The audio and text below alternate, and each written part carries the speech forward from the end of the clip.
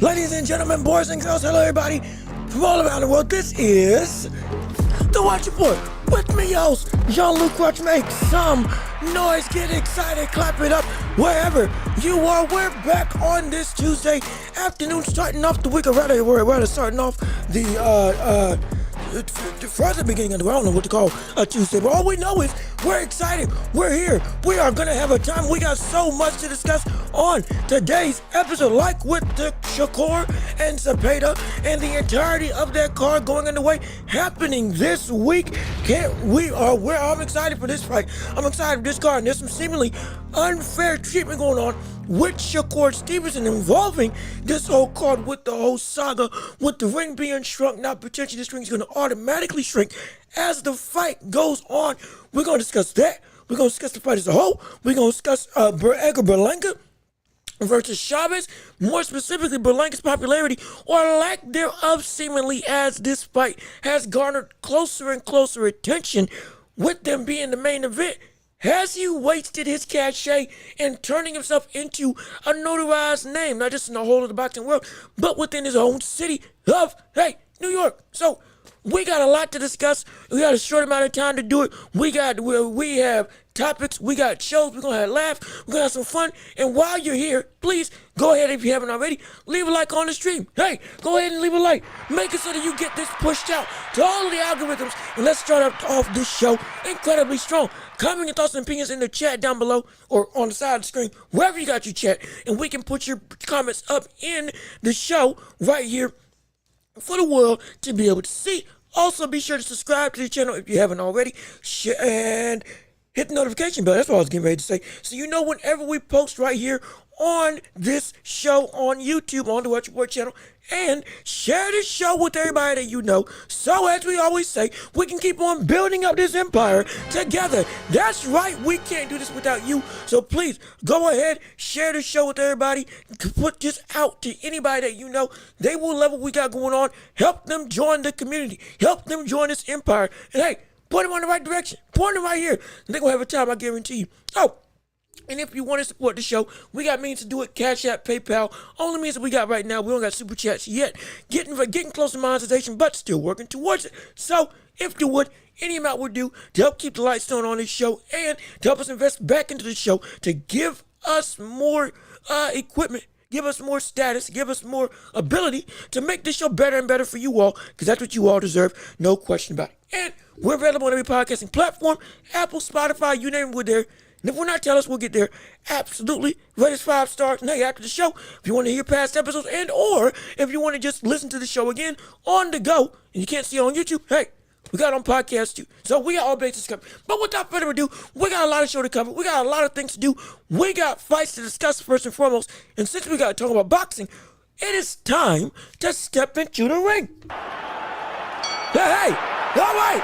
Let's get it started. Round one of this show going underway, as we need to discuss the world of SHAKUR versus William Zepeda in the fight of one of the bigger fights of this month, or it could be of the year in somewhat cases, as a hotly contested, not just hotly contested, but very much influential fight that will send ripples through the effects of what's coming up down the line, either for December and or early next year, with SHAKUR and William Zepeda.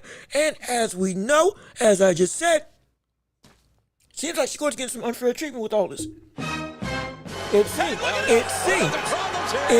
I'm not saying it's all there, but I'm saying it seems there might be a little bit of seemingly unfair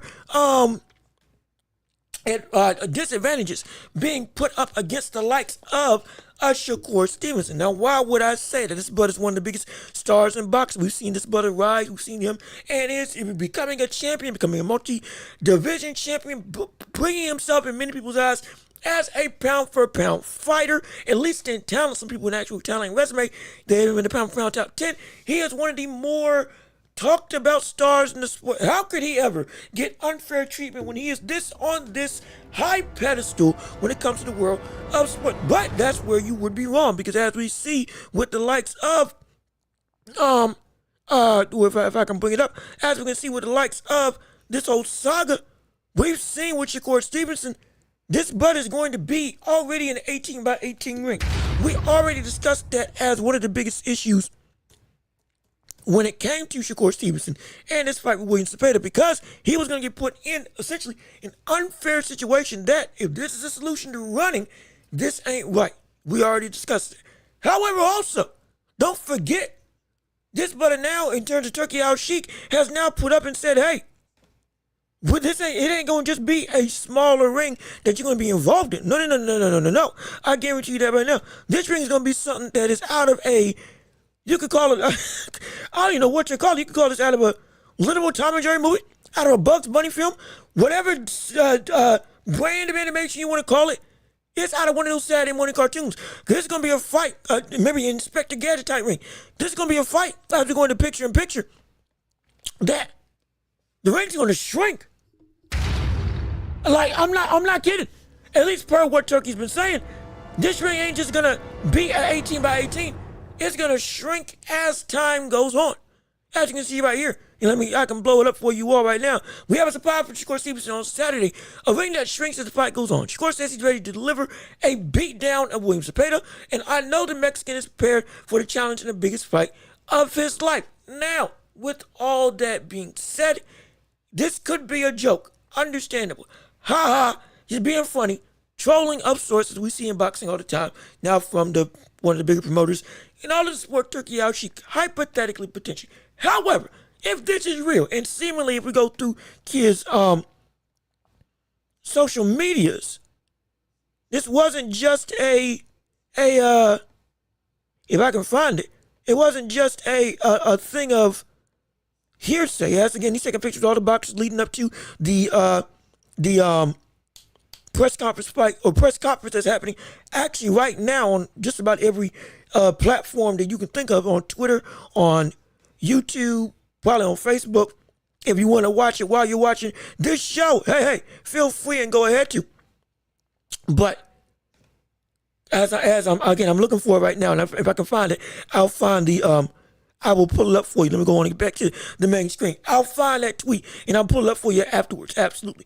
But I mean, my gosh, like what in? I don't. This is not the solution to this problem of running in boxing. If Turkey thinks that this is the best way to make it so that we have, that we have this issue of non-combative sports be in the sport, this ain't the way. Like, this ain't the way at all. Oh my gosh. Also waiting on that press conference. 2 more minutes. Okay, so it's starting in 2 more minutes. Okay, great. Also, Canelo's son, how you doing? Good to see you. Thanks for tuning in to the show.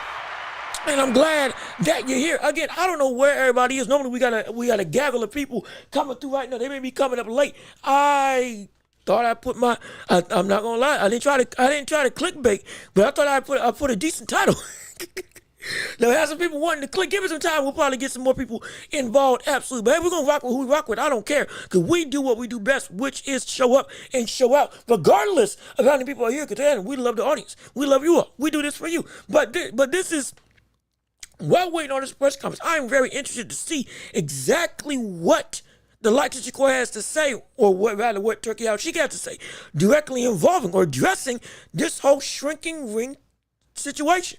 Because this has gone from, hyperbole to, legitimate, to now this is going on, this is fringing going on the impractical, almost the impossible. Seemingly some, again, cartoonish type of stuff when it comes to you making a ring that shrinks as the fight goes on.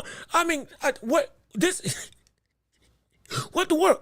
This doesn't even sound feasible. I mean, if anybody's a fan of anime, as am I, Megalobox, a phenomenal boxing anime with people that use attachments, getting so strong in the futuristic world. Very, very cool. On Hulu. On other platforms as well. If you can watch it, watch it. Megalobox, phenomenal show. But, I mean, this looks like something that would come out of that show. A shrinking ring that will go and change dimensions as the fight goes on. What the world? But regardless of which, this all seems geared against the likes of of Shakur Stevenson, at least for this specific card. Though we know the problem is trying to be hunted all around. This specific card, the only person that's been a part of this conversation of, oh, he's a runner, quote unquote, is Shakur. And so this seems targeted. And if that's the case, even if it wasn't targeted, this ain't a good move. Because it's targeted, it's a worse move. At least in my humble estimation. But let me keep on reading what you all got to say. Lots of people finishing assignments, exams, say, oh, yeah, I forgot. Y'all still, people are still in school. People are still maybe getting off of work. I apologize. Again, I graduated, so hey, I ain't got to worry about that. Yeah, I got my degree. I did my job. I did my work. Yeah, I'm better than all of you. No, I'm kidding. I'm kidding. All jokes. I'm just being funny. I'm not better than anybody else. Get your education, get your degree, get your work, whatever you got to do. And hey, come in when you can. Absolutely. We're going to welcome you with open arms. So let me see. The shrinking ring is fake. Ain't no way they sanctioning it, especially within a week. If it is, great. Again, I don't know. And the reason why I say I don't know is because we're dealing with somebody who, I'm going to be real, I haven't seen in the boxing promotional world. This is one of the most violent and instantaneous controls or snatching controls of power of where, like, I call all the shots right in the immediate. Because again, they already changed the ring for the entire card to 18 by 18. So, boom. Nobody expected that, but it happened. He's been going about this. It's been more than just recently, and more than just a week. This was like 2 weeks ago. He was posting pictures about this whole thing, about a mock-up of what a shrinking ring would be. So I'm not, I think, I want to say it's a joke. I really do. But at the same time, like, I can't put it past him. I gotta hold out at least some level of, there's a lot of skepticism, but there's still a little bit of, wait a minute now. This might actually happen. I'm not saying it's going to. But as much as we may think that this is seemingly impossible, since again, with the time constraints, we're putting all this together within a week. Hey, you're right. But my gosh, something inside me tells me it might not be a fake. If it is, great. I'm wrong. Phenomenal. Love it. If I'm not wrong, oh, shoot. Lord, that's... Talk about a shock to the system. Let me see. Love King. Hey, brother. What's good with you? How you doing? Thanks. For tuning in to the show. Appreciate you on this Tuesday. Yeah, Tuesday is Tuesday afternoon. So glad that you're here. So glad that you're coming through with us. I believe it when I see it. I understand completely. They should have shrinked the ring in the Catterwall versus Harlem fight. Worst fight I ever saw. I genuinely hope to see Catterwall KO. Look, I am glad I did not watch that fight. I am so glad. I didn't watch it. Thank goodness. I watched the highlights because that fight was, oh, shoot. Oh, that was bad. Oh, that was terrible. That was abysmal. I mean, from Teddy Atlas to any other podcaster, promoter, reporter, all said the same thing as when I watched the highlights of that fight. This is despicable. I mean, this was just, oh my gosh. That was bad. That was really bad. That was horrible. Both of their stocks just plummeted, sadly, because of a fight that was that much of a, just words almost can't describe it. I can't lie. It was bad. You are absolutely right. It was horrible. I'm so glad I didn't watch that fight. Thank goodness. I'm a boxing fan. I love it. I love watching it. I love all sports. Absolutely. My biggest things, boxing, NBA, NFL, at least here in the States. Absolutely. Love it. But there's one fight I'm glad I didn't see, because good gosh, I would have wasted my time. And I'm sad that you wasted your time watching that fight, because that was a letdown of proportions I didn't think was possible. I'm not going to lie. But let me see. I mean, that would be some mess, absolutely. Shows how great Shakur is. And, it does. It does. But the issue isn't the greatness of Shakur. It's the unfairness of what seems to be a regimented move against a style of fighter. That's the problem. That's the biggest problem. Let me see. Last guy that fucking ran more than anyone I've seen lately. Yeah, in terms of William Skull. Him, Haney, De Los Santos was bad in a couple years ago. We've had other situations. Catterall and this fight, this was all. This was just as bad. I can't lie. I can't lie at all. Hey, at least we got Al. We barely. At least we got AI. We had to do nothing. Oh boy. Let's see. I'm Cuban. I'm Cuban when the fight was over. Me and my Cuban friends were laughing for hours. Yeah, man. It was just bad. It was just bad. I'm telling you, it was just bad. The Catterall fight was worse than Skull and Haney fight combined. It ain't too far off. That fight wasn't too far off. You're right about that. You're definitely right about that. Skull a track star. Yeah, he wasn't. Yeah, absolutely. And let me see. He got that bag though. Maybe never fights again. Yeah, no, he's gonna fight again. We just ain't gonna pay it. That's the thing. We ain't never gonna pay it. Absolutely. Hold on, Teddy Burkshot, what's good, brother? Hey, how you doing? Good to see you. Thanks for tuning into the show. Glad that you here again. Right now, we talking about the world of SHAKUR, Zepeda, ring shrinkage. We're gonna go through predictions for the card as well. Going through the topics, and again, we want to hear your voices as well. But specifically, this is the issue. Also, if you haven't already, please leave a like on the stream. I'm sorry, I don't want to do plugs, but we gotta do plugs. If you would, leave a like on the stream if you are already here, and share the show with everybody that you can. We want to get people involved in the conversation. We're gonna have a lot to talk about today. I promise you that. Mark my words, it's gonna be a great show. I guarantee. But what's good with you, Teddy? How you doing? Glad to see you back right here. Let me see. What's good? What is a good fight for Keyshawn to redeem himself? Oh, okay. All right. Okay. Let me answer this, and we're gonna go back to the SHAKUR Stevenson topic.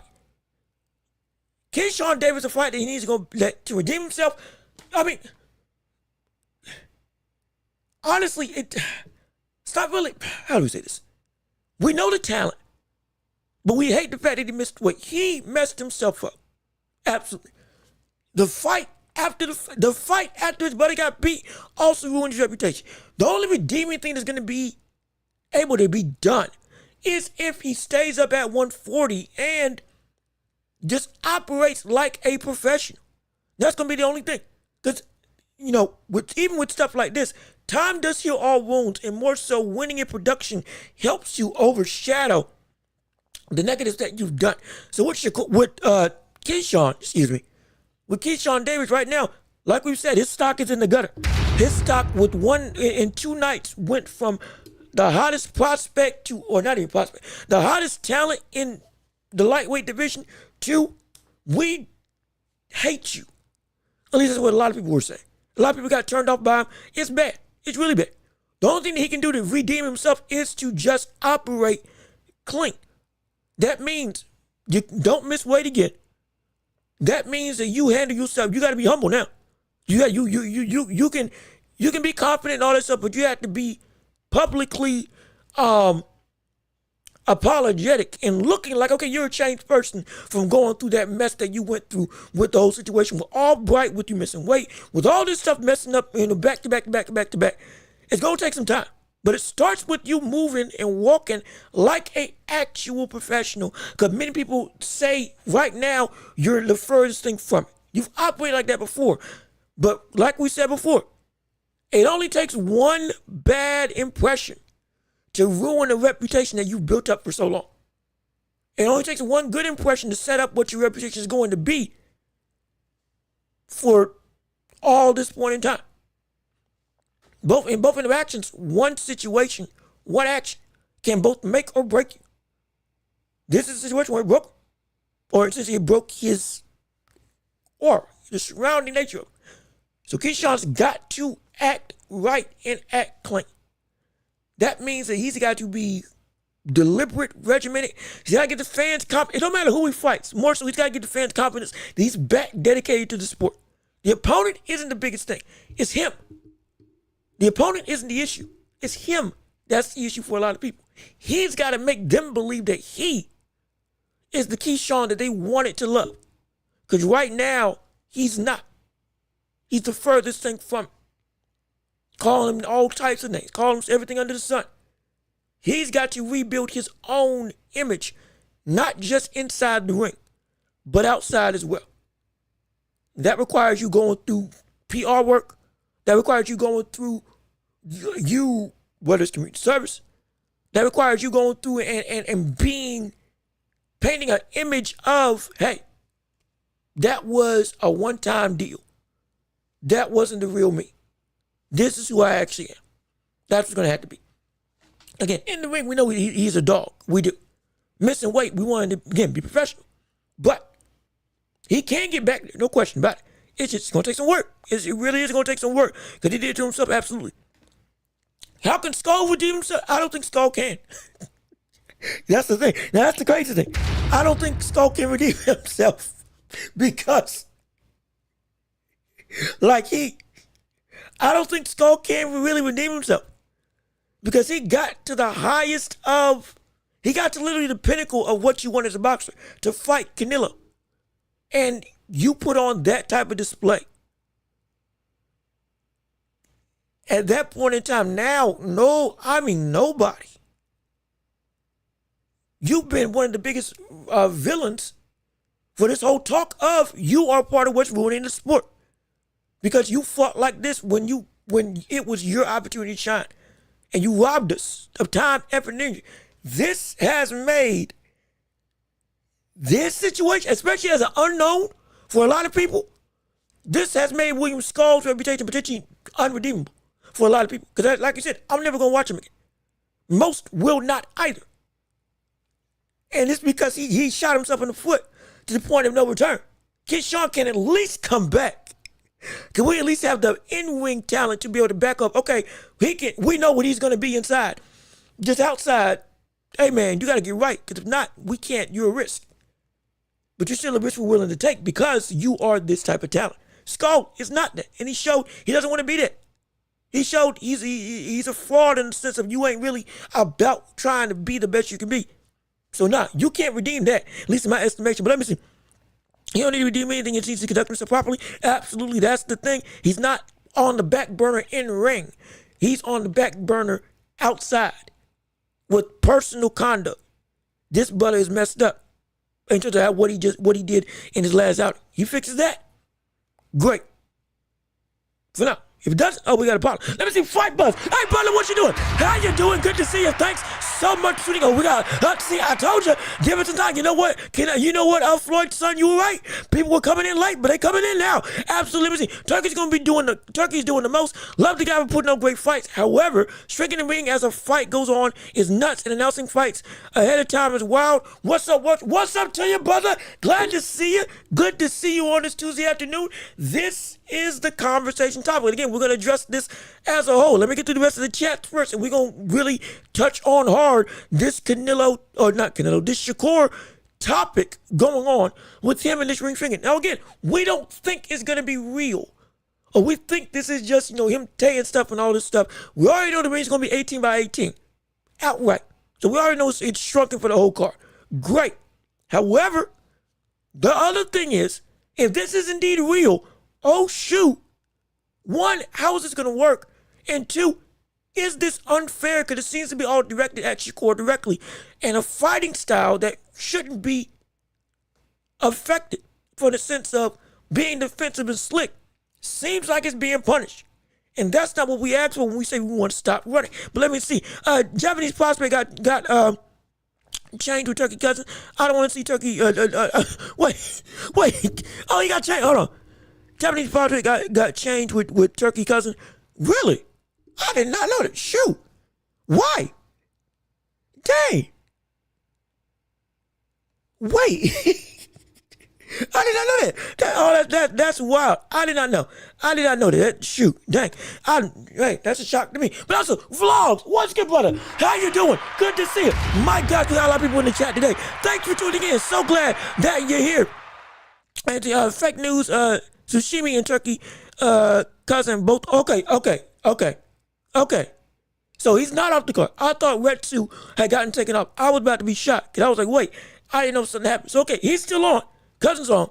Most people are going to be skipping his cousin's fight. Now, again, Turkey's cousin can fight well, great, phenomenal. I didn't know, but still, we give everybody a shot. But most likely that'll be the fight that people gloss over unless he puts on a great display. And all of a sudden, we can see something go down. But let me see. What if Skull versus Iglesias and Billy? I mean, if he goes against, he gets knocked out. If he go, well, I can't even say he gets knocked out because he wasn't getting knocked out against Canelo. But like, there are options. But are they really going to get in the ring with them? Because he's not, again, business sense and cachet sense doesn't really make any sense, even for the likes of Iglesias.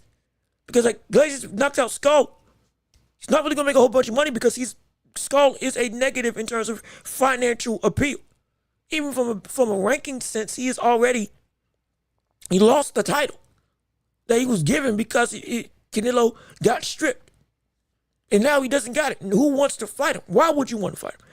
There are fights that can be made. They are options, absolutely. Especially with Christian and Billy knocking out his opponent in one round, I think a week or two ago. Great. And Iglesias again being able to, he can knock out William Skull. Phenomenal. But nobody wants to see William Skull. That's the issue. It's not about the outcome. It's about the intrigue in this situation. We know he would lose, but we don't want to see him lose, even though we want to see him get knocked out, because we don't want to pay to watch that. Nobody wants to pay to watch that. So at least, again, for me, from an outside perspective, I'm not a boxer. I get it. I know. From an outside perspective, though, business-wise, I don't see why the likes of Iglesias or Billy or anybody within that realm would want to even fight Skull because he is such a bad asset monetarily and from the sense of does it really boost you if you win against him? And you can win looking bad like against Canelo because he doesn't want to fight you. So it's like it's a can't really win situation. It ain't like SHAKUR where he can outbox you and make you look bad because he's just so much better than you. It ain't like that. It's like I'll win, but it's just this brother ain't even trying. And he thinks this is a valid way to go about the sport of boxing. That makes for the unentertaining display that everybody throws their arms up and say, why in the world did we pay for this again? It is terrible. And I can guarantee you it will be on pay-per-view. And I don't want to see that. Or I'm not paying for that. Absolutely. Floyd really fought an MMA fighter. Yes, he did. Oh, yes, he did. It's a shame. It helped start this whole uptick of the influencer boxing, which again, in its own sect, I ain't got a problem with influencer boxing fighting other influencers. I ain't got no issue with that. Great. Step in the ring. Let's see what you can do against the talent of you within your same realm. I ain't got no issue with it. But then it also bred to Jake Paul going out and fighting Nate Robinson, Ben Askren, Tyron Woodley again, Anderson Silva, the other brother that was in bare knuckle boxing, who also isn't a great boxer. He's a swarmer, brawler, but he's tough. But he ain't great in any sense, way, shape, or form. Mike Perry, that's his name. And then Mike Tyson. So it was a slippery slope that caused it. But again, real quick, SHAKUR, unfair treatment. Let's get the ball really rolling now. We're in it now. We're about 30 minutes in. Let's actually get some dialogue going. With this whole situation, is this unfair for SHAKUR Stevenson in your eyes? Do you think that this is unfair treatment on the side of SHAKUR? And this is targeted against SHAKUR specifically on this card that's filled with the likes of Dave Morrell, that's filled with the likes of Imam Kavat, that's filled with, who's the other brother on this card? It's got, again, Belenga and Chavez, who I think is the main event. I don't think they're the co-main unless they got switched around at the last minute. I'm not sure. But and Sabrina Matias versus Alberto Puello. And so on a card like this, it seems like, for me, all of this is targeted against SHAKUR. And fake or not, whether or not this ring is going to actively shrink as the fight goes on or not, whether this is just, again, trolling or this is something legitimate, this whole rhetoric is still wrong because this is not what we want when we're talking about fixing this issue of no Tom and Jerry fights, no running in the sport. We don't want this because if you do this, this is a bad precedent. This is targeting the wrong issue. This type of talk surrounding seemingly SHAKUR, at least within the past couple weeks, because this has been the biggest fight coming up. It's been this brother, because he is a defensive, slick fighter. He's not a runner. He is not a runner. Let's be clear about this. SHAKUR Stevenson is not a runner. I don't care what anybody says. If you know boxing, you know SHAKUR does not run. He doesn't. He's hard to hit, absolutely, but he doesn't run. More often than not, he is sitting in the pocket where he is right at the edge of your distance and is peppering you, countering you, and then resetting. Boxing beautifully, absolutely, but he's not running away from the test. Like I said, that fight with Dos Santos is probably going to stick with him for most, if not all of his career. But that was one instance. How he is actually, like it was against Oscar Valdez, Yoshino, Jamal Herring, Artem Haratunian, and even against Padley. It's been consistently, this man does not eke away from you. He goes and he's about his business. He goes and he does what he needs to do. Like, he's real. He's real. He's absolutely real. And so this seems very much forced, and it's going to be a very slippery slope if Turkey does not stop this type of rhetoric using these same people as examples. Because this is going to be, that's going to hurt their stock. Really. Because if he keeps saying they're Tom and Jerry, inevitably, as we've seen before, you say it enough times, people are going to start believing it, even if it's not true. You say something enough times, somebody's going to start thinking, hey, he's right. When in actuality, he's all wrong. And next thing you know, all of a sudden, the stock's going down. Why is everybody hating on SHAKUR even more? He won his last fight. He won by knockout. Everybody forgot he knocked out Josh Padley to the body with a broken head.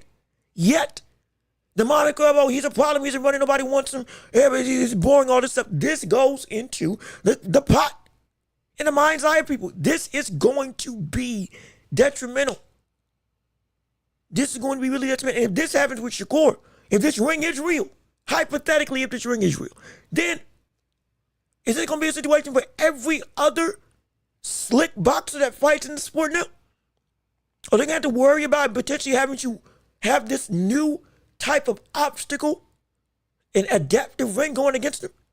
Which it sounds like something, ooh, that would be interesting to see. But it's a targeted attack against not just SHAKUR, but against a fighting style of slick defensive movers. Not runners, but proper boxing movers. Technical aficionados. And it's problematic. It is too far of a leap in the other direction. That's going to cause ripple effects that hurt everything else. I guarantee you. Fighters won't be able to be as great as they can be because all of a sudden, like I said before, their tools are going to be stripped away. Because a part of the ring is going to be stripped away. And it can't work like that. It's problematic. It's problematic. But let me see. Al Booger, what you go with it? How you doing? Good to see you. Also, wait a minute. Time out. Wait a second. Shut everything down. Wait a minute. Al Booger, you sent me $2 last Tuesday. And I missed it when you sent it in my notifications that I had on the respective Cash App and PayPal things. I did not give you your just due, so I apologize. Let me stop that right. Let me stop everything right now. Hey, Al Booger, thanks for the $2 donation that you gave last week. It's a pleasure. It's phenomenal. I appreciate it oh so much. Thank you very much for the gift, for the support, investing into the show. And hey, it means the world to me. You didn't have to do it, but I'm so glad you did. And I do appreciate it. I did not mean to miss it. I did not mean to overlook it. I apologize I didn't call you out on it because, again, you deserve it. But, hey, I'm making right with it now, and I do apologize for it. But thank you so much for the support. Absolutely. It means the world to me, and no question about it. And also, let me see. Oh, good, my guy. Hey, man, yeah, it's like you all helped make this show possible. Not cannot. I got to make sure. I always make it known that y'all are the reason why this thing's able to work like it is. Absolutely. Again, we're small, but we're growing. I can't do this without you. And hopefully I'm doing enough that you can be informed. Have some fun. and learn something, potentially, hypothetically. New York, just have some good conversation. Just having your time here. But if you do choose to support, man, or woman, whoever the world you may be in the chat, with all the people in the chat right now, it means the world. It really does. Because I can't do this without you. I do this for you all. Because it's a passion. I do love it. Absolutely. So I appreciate it. Thank you so much, Al Boog. And I'm always going to shout you out. And I'm sorry I forgot. I'm sorry I missed the chat. And I'm not gonna miss it again. Make sure I'm not gonna miss it again. Absolutely. And so I appreciate it so much. No question about it. Let me see. Jay Wiggs. Hey man, glad to get here. Glad to get back. Thanks for tuning into the show. Shakur stopped. Let me see. Good to see you. Let me see what you gotta say. Shakur stopped a working electrician that got famous for having that dog in him. Yeah, he did. Like I said, we can say that the talent wasn't on the level. We're talking about how he did exactly what we said we wanted him to do, which was ending the show. He got the knockout. He stayed in the pocket. He went for it. He was walking the brother down. In the last fight we've seen him in, with the broken hand, mind you, that he hurt in the fight, he still went and tried to be everything that we said, or that many, not we won't say we, everything that many of the boxing populists have said about Shakur. Which is he doesn't want to engage. He doesn't want to do this, that, and the third. He's a runner. He all this stuff. And Mr. Glass, after I see Mr. Glass as well, like all these monikers on the name of Shakur as to what he can't be, he still went and did it. Though it was against the opponent that he should have beaten, he still did it and handled his business in the utmost way that we wanted it to be done. When we said you can't do that potentially against anybody, because that's just not you. He did what I said he hadn't been doing for a couple of years, which was using all of his tools to fully go and maximize his offensive ability. Because I knew what his defense was. But offensively, I was like, hey, you're holding back some things that I know you can use to get anybody out of there if you win and use them all. But hesitant because you feel everybody's dangerous at every time. Show me wrong. He went in ended the show. We watched it live right here on this channel. So it was great.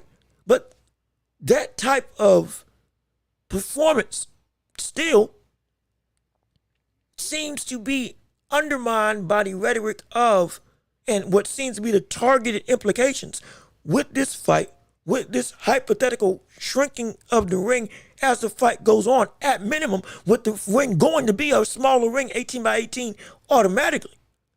So it's like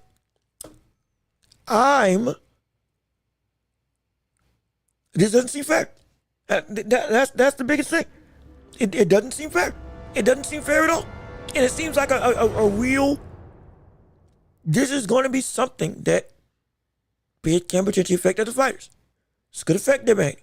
This could affect even Caleb Plant. This could affect a lot of boxing movers that are applicable, that are like great boxers. And again, 18 by 18, yeah, it is legal. It is legal, absolutely. Now, I think that the standard 20 by 20 should be the ring size. Absolutely. 18 by 18 is legal. No question. The issue, it's not the legality of it. It is the why it is happening. We get it's legal, absolutely. But why is it being implemented for this fight? I think we actually talked about earlier, because Turkey wants to curtail the risk of the likes of Shakur, other boxers as well on the card, but mainly with Shakur, who's been at the talks of this, been at the forefront for these talks with these running conversations versus actual boxing conversations. He wants to make sure that when we get this fight with Shakur, the fans are excited, the fans go home happy, and you get actual action. Again, like I said, no Tom and Jerry. Though the 18 by 18 is legal, it's implemented for this specific card because this man is on the card, and there's a risk in Turkey's eyes that Shakur is going to rob the people of a fight that they were going to enjoy. And that can lead to a slippery slope of, now you'll get boxers who come in, even if they are big names, that because of their stylistic fighting style, that's a redundant statement, let me rephrase it, because of their style of boxing, they will already be on the back burner of, you can't operate in the same ring that you train in. You can't operate in the same standard ring that we normally use, that you are used to, that you're accustomed to, that you want, that you've been training in all your life. You've been fighting in all your life. Because we think you're going to rob the people. We think you're going to make a boring fight. So because of that, you have to have restrictions to make it so that you specifically can't make that a possibility. And you have to go and essentially engage in brawl. More so favoring brawling than anything else. And that's where I have a problem with. That's the problem with me. You're forcing a fighter who doesn't fight in a certain way to have to fight a certain way unfairly. Not because they got cornered, not because they got walked down, not because they got trapped, not because they were able to get figured out by the opponent, but because you shrunk the ring so that they couldn't use their feet to move like they would normally move to avoid the aggression, or at least keep themselves safe from the aggression of somebody who was going to be, again, more so, hey, I'm gonna come at you. I'm gonna swarm you. I'm gonna do what I do. And it's unfair. Again, we're talking about boxing, not running, boxing, which is what SHAKUR does. That's unfair. That's not right. You're stripping away the full breadth of his abilities, because now he can't do everything in the same way anymore.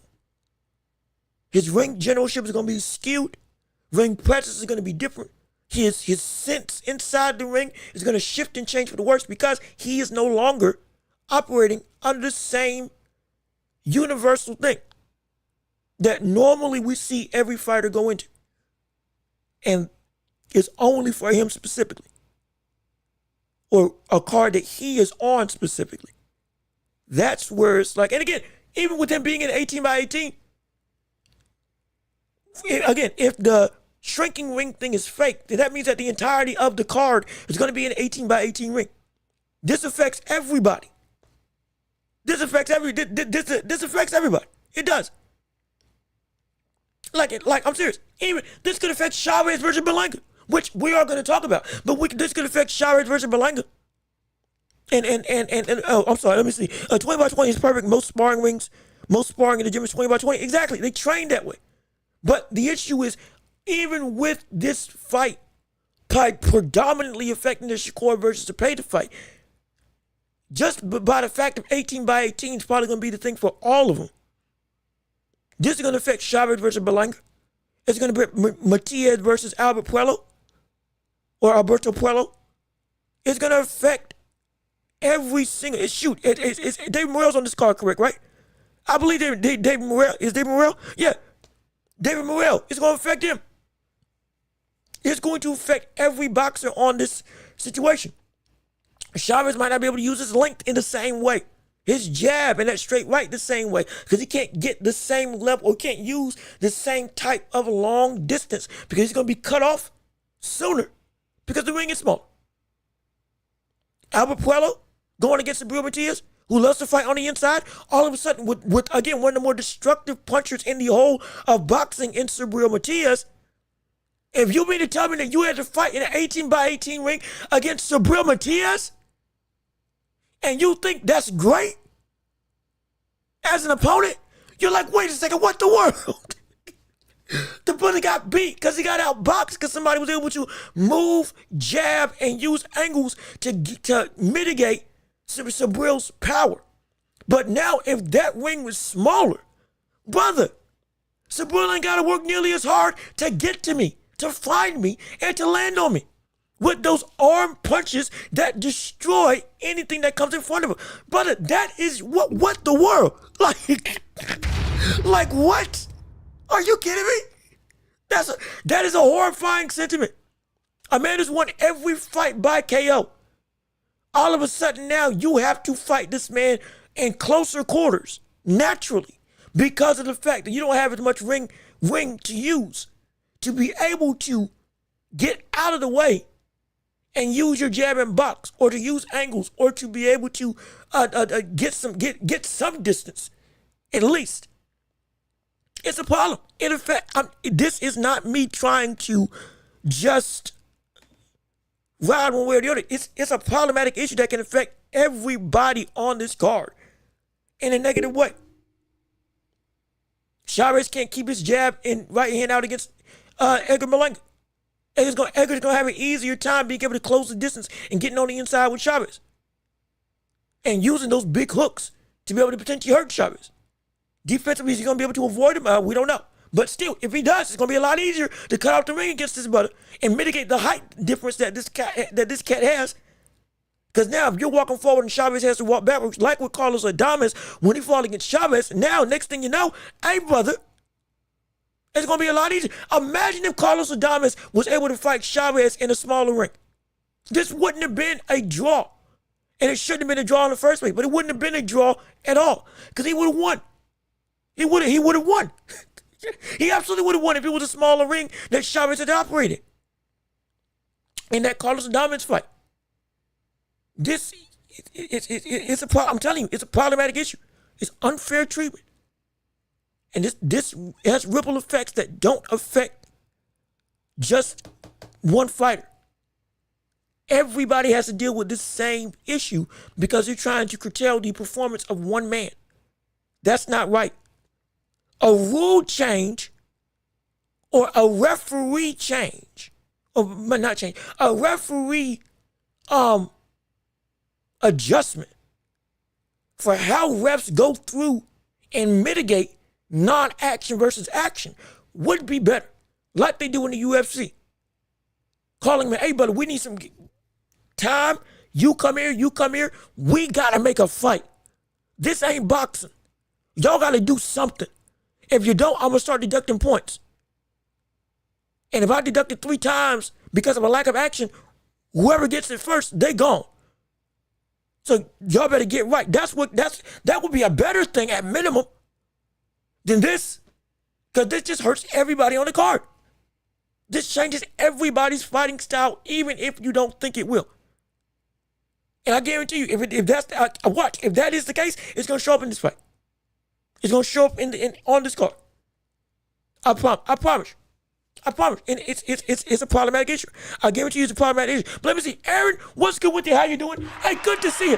Thanks for tuning into the show. So glad that you chose today on Tuesday to come through and see what we got going on right here on the Welch Report. Let me see what you guys say. That's not fair and dumps down boxing. Less skilled guy has a better chance and upset. Exactly. You don't need, if your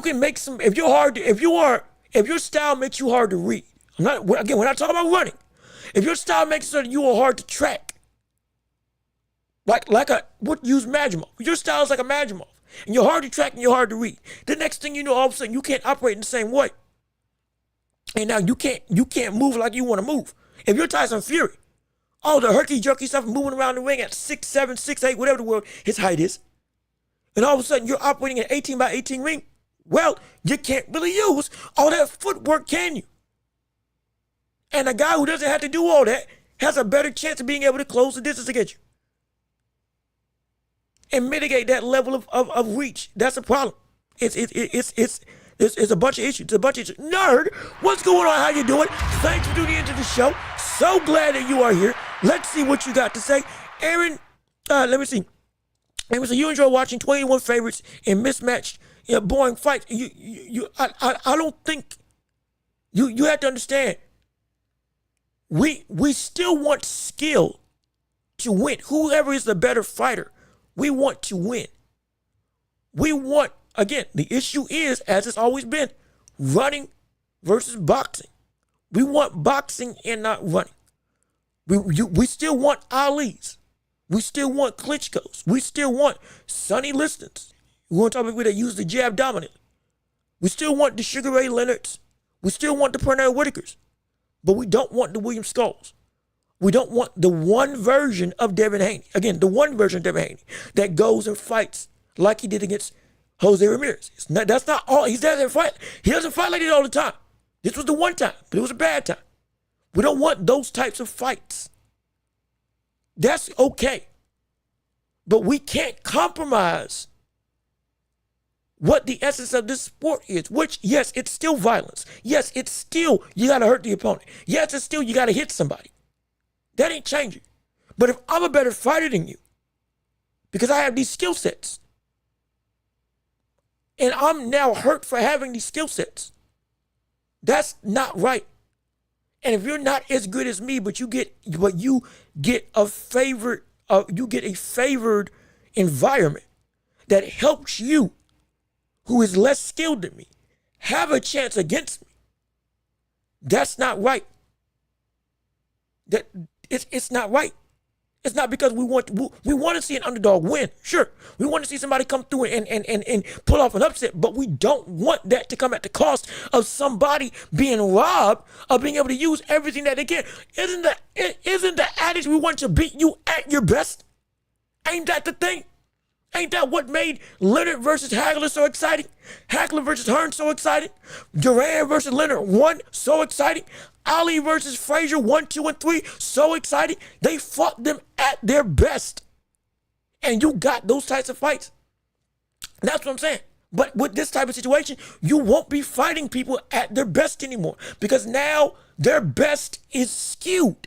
It's manipulated in a negative fashion, because they're not operating in the very thing or in the same ring environment, 20 by 20, that maximized everything they had learned, everything they were gifted with, everything they trained to be. And again, we're talking about boxing, not running. We're talking about boxing. It hurts them. And you can be a skilled swarmer. You can be a skilled brawler. You can be a skilled infighter. We're not saying that aggressive styles are not skillful. Yes, they are. They're just as skillful. We're not detracting that. What we're saying is, it is unfair that if you got if you got a top infighter and a top outfighter or outboxer going up against each other, elite in every capacity, but then the outboxer has to operate in a ring that he can't use his outboxing to the fullest extent. That's not right. And that skews what really is the best version of that fighter. And it detracts from that win.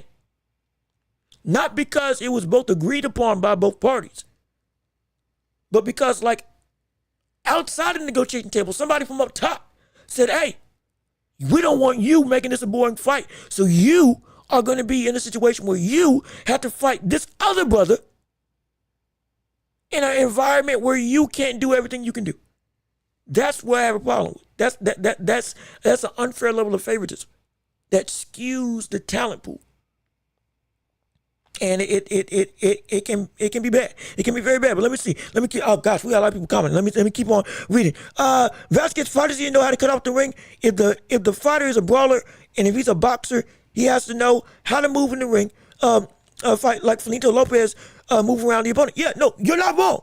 All of this is absolutely right. But the fighter who lands more got the win. Again, you're not wrong. You're absolutely right in that sense. I'm not arguing with you there, because you're right. You're right. If you're going to fight, you need to be able to cut off the ring. That is an aspect of it. Absolutely. But if somebody can keep you from cutting off the ring, they should not be punished for it. If they are able to make it so you can't cut off the ring against them. That is a skill set also. Being elusive, being able to be hard to read, hard to track. That's difficult to learn. And it's difficult to do. If you can do it, that's great. However, if, again, all that in the standard size, because shorter sizes, again, coming from a up top call, not from a negotiation table, but from an up top level call, that's where it's a problem. Because now they, in this case Turkey, is targeting SHAKUR more than anybody else. And it's the only reason why he's making this rule. If this wasn't happening, if this whole conversation wasn't going on with running versus boxing, this 18 by 18 ring wouldn't even be a conversation. This shrinking ring wouldn't be a conversation. But because it is, that's why this is even coming up. That's why this is even a part of this fight. Because it's a targeted move. Yes, to mitigate a problem, but against one person that is the face of this problem, even if it's unfair. And that's not right. It's not right at all. Let me see. Kingdom Boxing, what's good with you? How you doing? Thank you for tuning into the show. So glad that you're here. Hey, Welch, always good to see you live. Hey, man, it's always good to see you coming through on the channel. If you haven't already, please leave a like on the stream. Keep on sharing the show. Keep on comment. We love this conversation. We love this dialogue. And we love you all being here. No question about it. Let me see. Why is it fair for the mover to have more space to operate? Sugar Ray Leonard was the A side, advocated for a bigger ring versus the champion haggler. The champ, was that fair? Again, I believe that ring was still 20 by 20. I believe. And also, with the way that Leonard fought, he still fought in the pocket. Like this, even with Leonard, he was still in the thick of it. He was still in the thick of it. And again, I made that preference. If it's coming from the negotiation table, different conversation. Hey, y'all made the deal together to make the stipulation for the fight. Both of you all agreed to it. Okay, fine. But if this is coming from, again, if Bob Arum, because I think that fight was on the top, I could be wrong. I think that was on the top rank. But if Bob Arum came down to that fight and said, we're going to make this an 18 by 18 ring because of my call, well, that's not right. That's out of the fighter's control. Again, beyond just Sugar Ray Leonard wanting a smaller ring, beyond the negotiating table, beyond that, it was still all within the realm of the individual parties came together and said, okay, we're going to fight under these circumstances. The individual fighters said yes to whatever the deal was that they did together. They negotiated. That's why I made that preference. This is not coming from the negotiation table. This is coming from up top. This is coming from the deal was signed. They then said, Turkey, okay, 18 by 18. We ain't going to have no Tom and Jerry fight. The whole card is going to be an 18 by 18 ring. The whole thing. That is out of the boxer's control. That's not within the realm of their ability to negotiate what the terms of engagement are. That is not right. If it works because it's in a negative context and it's, again, targeting one person. Sugar Ray Leonard, they negotiated. This wasn't no negotiation. You think Shakur wanted an 18 by 18 ring? Not saying that he still doesn't fight in the pocket, but you think he wanted that? Zepeda, he'll fight in anything. But like, this only favors one brother. It doesn't. And it was neither of their calls. This was from Turkey. This was from the brother. This was from the promoter who came down and said, this is what we're doing, period. That is where the problem lies. More than just the ring. Well, no, with the ring. Not more. But with this whole situation, it is the application. How did this come to be? And because it wasn't from the negotiation table, and it was from Turkey directly, this is where it's out of the boxer's control to say, yes, I signed up for this, so I can't complain what happens because we were at the table. And I agreed to the terms that he made, and he agreed to the terms that I made. Boom. This is the bed I chose to fight in. This ain't the case for this. From what I understand, this isn't the case for this fight, for this card. And that's where the issue comes into play. That's where the problem, at least from my perspective, that's where the problem lies with me when talking about all of this. But let me keep on saying, what side should the ring, again, I think keep it standard, 20 by 20. And again, if it was 18 by 18 and both fighters agreed to it at the negotiation table, I'd be fine with that as well. The issue is the negotiation table was not where this call for a shorter ring came to be. It was from Turkey directly. That's the issue. But for me, I would do it 20 by 20. Keep it standard. Because we've seen Zepeda be able to turn a 20 by 20 ring into, a 2 by 4. A 4 by 4, an 8 by 8 ring. Because he's just relentless.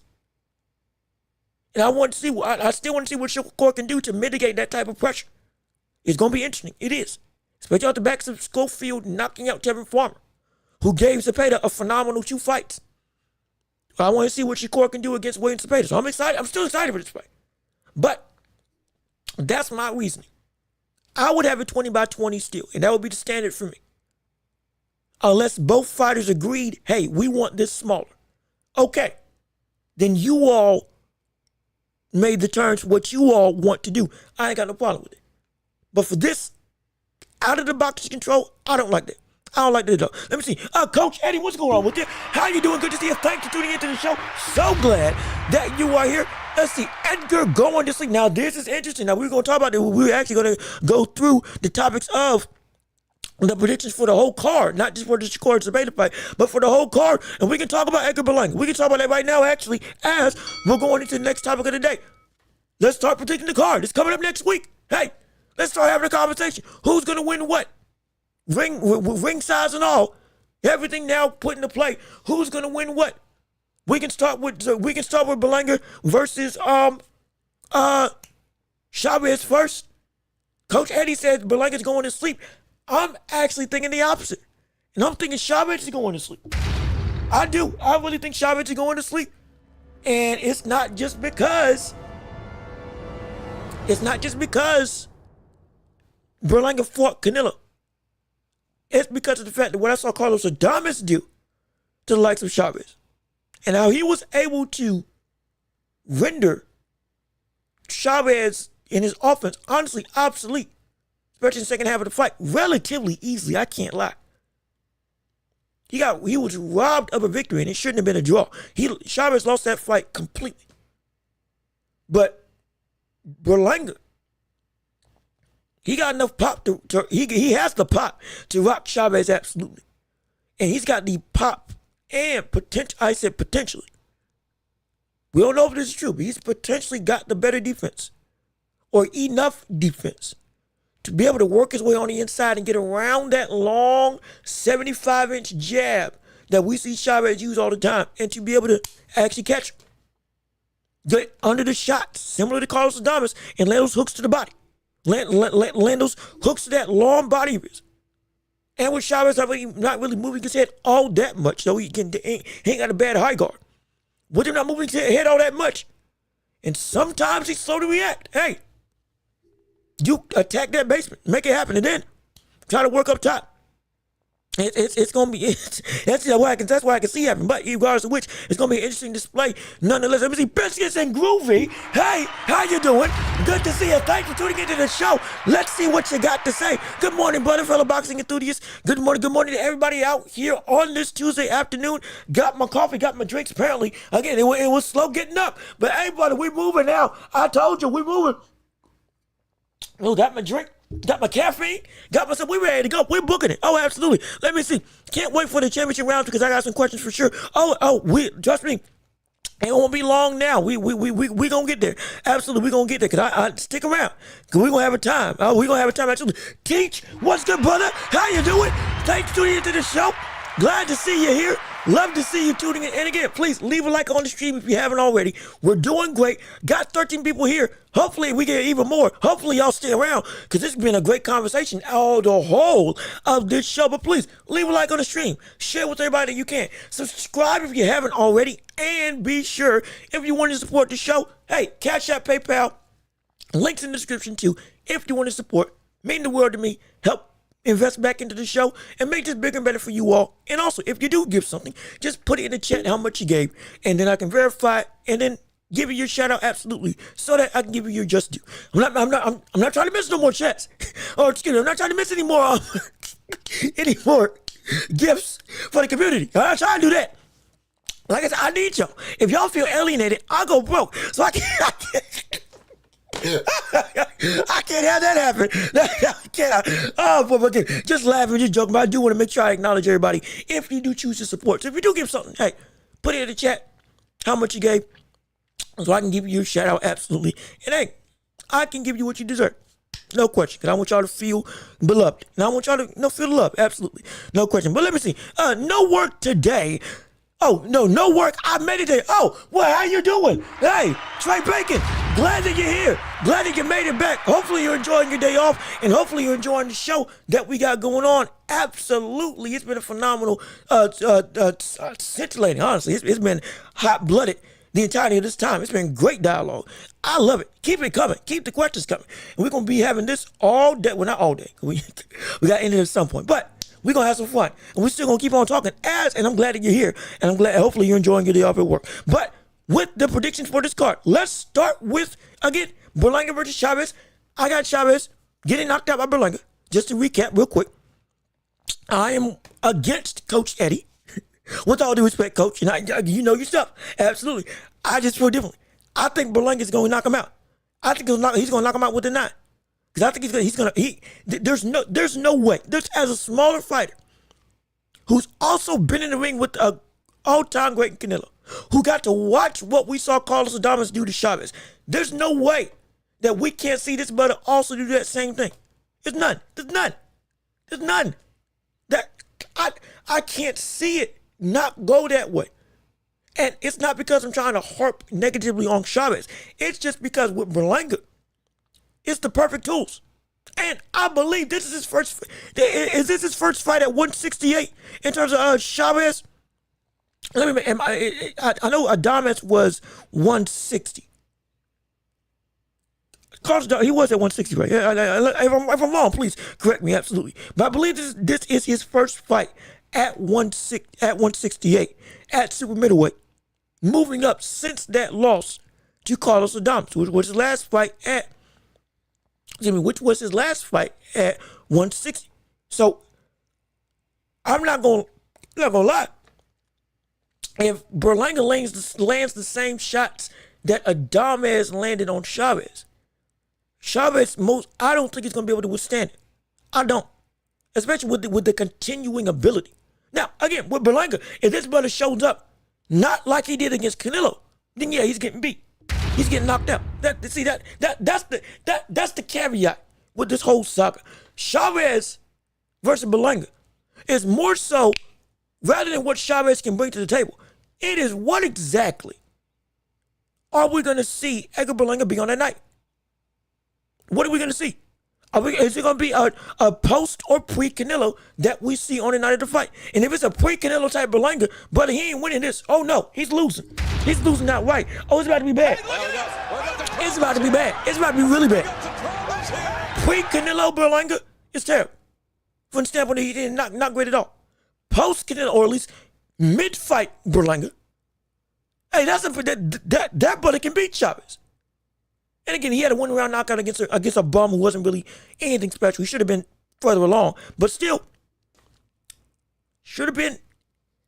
The biggest thing I can go off of as to the best version of Berlanga is that fight with Canelo, which is his best fight of his career.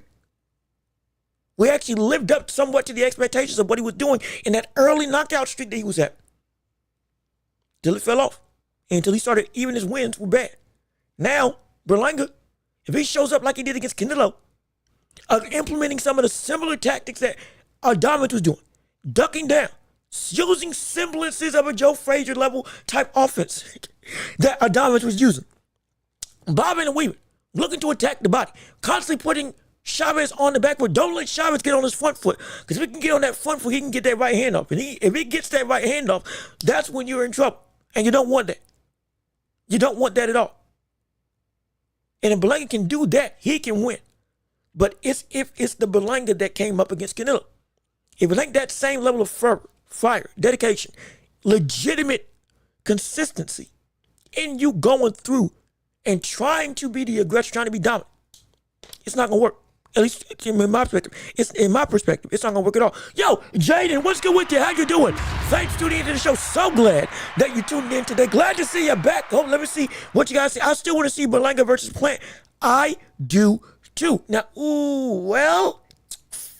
let me rephrase that. I don't know if I want to see it. I'm interested. Don't know if I want to see it outright. However, if we saw Berlanga beat Chavez,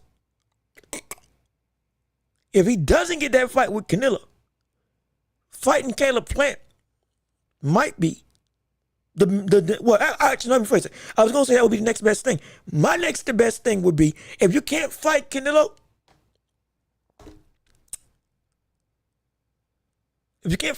fight Charlie. If you can't fight Canelo, fight Charlo. If you can't, if you don't get that Canelo fight next, hypothetically, if Canelo wins his fight with Crawford, and if you win your fight with Chavez, and you don't get the Canelo fight, fight Charlo. Absolutely fight Charlo. In fact, there's a bigger reason. You know what? Actually, this brings me to a great point. And let me read the chats first, and then I'll go back to that. But there's a reason why I wanted to fight Charlo. A big reason why I wanted to fight Charlo if he wins this fight and can't get the fight with Canelo. But I'm going to talk about that after I read these chats. Let me just, Shakur just got to fight his fight. Don't try to prove a point with Zepeda. Absolutely. Absolutely. No question. No question. Right there. Don't let this change how you're going to fight. Though it may force you to have to think a little bit different. You have to adapt to your new environment. Don't let it change what you want to do. Because what you are is still what you are. You're still a phenomenal boxer. You can still sit in the pocket. You can still hit without getting hit and be right in front of him. You can do all that. And you can still use distance. You can still use the ring. You can set traps, use angles, all that stuff. Don't try to brawl with him. Don't do it. Especially with you being against susceptible. Now, reportedly, he got his hands worked on. And everything's seemingly better now. Hypothetically. If that's the case, we might see Shakur do stuff that we didn't think was possible. Because all of a sudden he's fully healed, fully intact, fully ready, or fully able, excuse me. Hypothetically. But, regardless of which, don't go away from what you do. Do not go away from what you do, because if you do that, it's going to be bad. It's going to be really bad. There's too many pansies in boxing this generation. It's sad, like too many ducks. Now, see, we could say that. We could say that in the past. I don't know if we can say that now, though. I don't think we can say that. I don't think we can say that now. I truly don't. Because, mind you, in the past, it was indeed the fighters did want to fight. More than anything, it was the promoters that wasn't making fights that the fighters and fans wanted to see in fighting. Yes, you got your tanks. Yes, you have your recent stuff with Canelo not fighting David Benavidez. We've had instances, yes, but it's not nearly as widespread as we may expect. And it is not nearly as, from a boxer-to-boxer standpoint, it's not nearly as egregious as we may think. Most of the time, those fights were because promoters and outside political sources weren't letting the fights be made, building it up, constantly waiting. Yes, sure, you had Deontay Wilder deny a $300 million deal to fight Anthony Joshua. Yes, you have those, absolutely. That did happen. You can look it up. It was either $100 or $300 million. You have that. But on the whole, it's because promoters didn't want to keep their asset, didn't want to risk a loss. Now you're getting a consistency of, hey, everybody's losing now, and every fight's being made. Like, I thought Farmer was too much for Schofield. Little did I know he took that fight and got it done. Fury, Usyk, in a way, versus everybody. It's been a litany. Benavidez versus anybody. Crawford versus anybody. It's a Tim Tszyu. Tim Tszyu versus everybody who beat him. He's trying to run it back. Keith Thurman coming back. We got it's now the wheel of boxing's moving. No longer is it that we have a situation where there is a stopgap of we can't make this fight happen. Partially because Turkey's throwing all this money around. Understandable. But also because now, with that extra money, people don't want to miss out. If you want to make that money, you got to take that risk now. It used to be you could make the money without the risk. Now that's not the case. Now it's not the case anymore. You have to take that risk. And honestly, it's in some ways, it's in promoters' best interest to, hey, if you want to make the bread that you want to make, you got to put your fighter out there. Win, lose, or draw, you got to do it. You got to. And so I'm happy for it. I'm excited. This is what I've been wanting for a long time. Thankfully, now we're witnessing it right here, right now. It seems to be more about the paycheck than anything else these days. Just my honest opinion. And it's always been about the money. Absolutely. Always has been about the money. But the thing was with the money, you couldn't make that big money unless you fought against the top of the top. And to fight against the top of the top, you had to get to a certain threshold in the past. Like in pre-2023, when it started to change. But since this change, now, if you fight like who you're supposed to fight, it's more easy to get put in a position of, okay, yes, I'm going to get what I deserve. I can afford to take these risks now because now, with everybody losing now, you don't have to be as the O isn't as, it's still important, but it's not as important as the only thing to keep you into a big payday. It ain't. Like we said, Caleb Plant, perfect example, but a loss multiple times. Yet it's still a big fight that he can get into with the likes of Charlo. After he lost to Canelo and David Benavidez, still he is able to get fights. Well, yeah, I'm making bank. You're still wanting to be seen. Isaac Cruz lost. He is still wanted to be seen. This isn't Dave Morrell. Is getting on another relatively big card. And people want to see that brother. Even though he lost. Subriel Matias. Everybody still wants to see Subriel Matias. And that brother lost. It's no longer just that the O is the only thing that's consistent with greatness or with money. Now, it's your resume. Starting to be the thing that people now take real advantage, real inventory with for your stock as a fighter, which is what it should have been in the first place. Which, to me, it's great. So again, I get what you're saying. And again, like, you're not wrong. But I think it's changed to some degree. Though it stayed the same. It's always going to be about the money. Sure. But it was always about the money. In first, because this is still a business. But now, the money and the motive now are able to line up closer. I want to be great. And I want to be rich. In some cases, I got to sacrifice the greatness to make sure I'm rich before I really go chase it later on. Now, it's one and the same. You can be great and be rich. Because if you chase greatness now, you can get rich. Unlike how it used to be. Well, so that's where I think it's changed. I think that's where I think it's great. Let me see. Berlanga didn't do that great. He lost every round. The thing is that Canelo is not as great as you think. And now this is interesting. Now this, hey, whoa now. Wait a minute. Hold on. Wait a second. Put the brakes there. I've said Canelo's declined. I know he's not the same fighter at all. However, still, he is a great fighter. He is still as great as I think he is. And Berlanga did lose every round, or almost every round of that fight.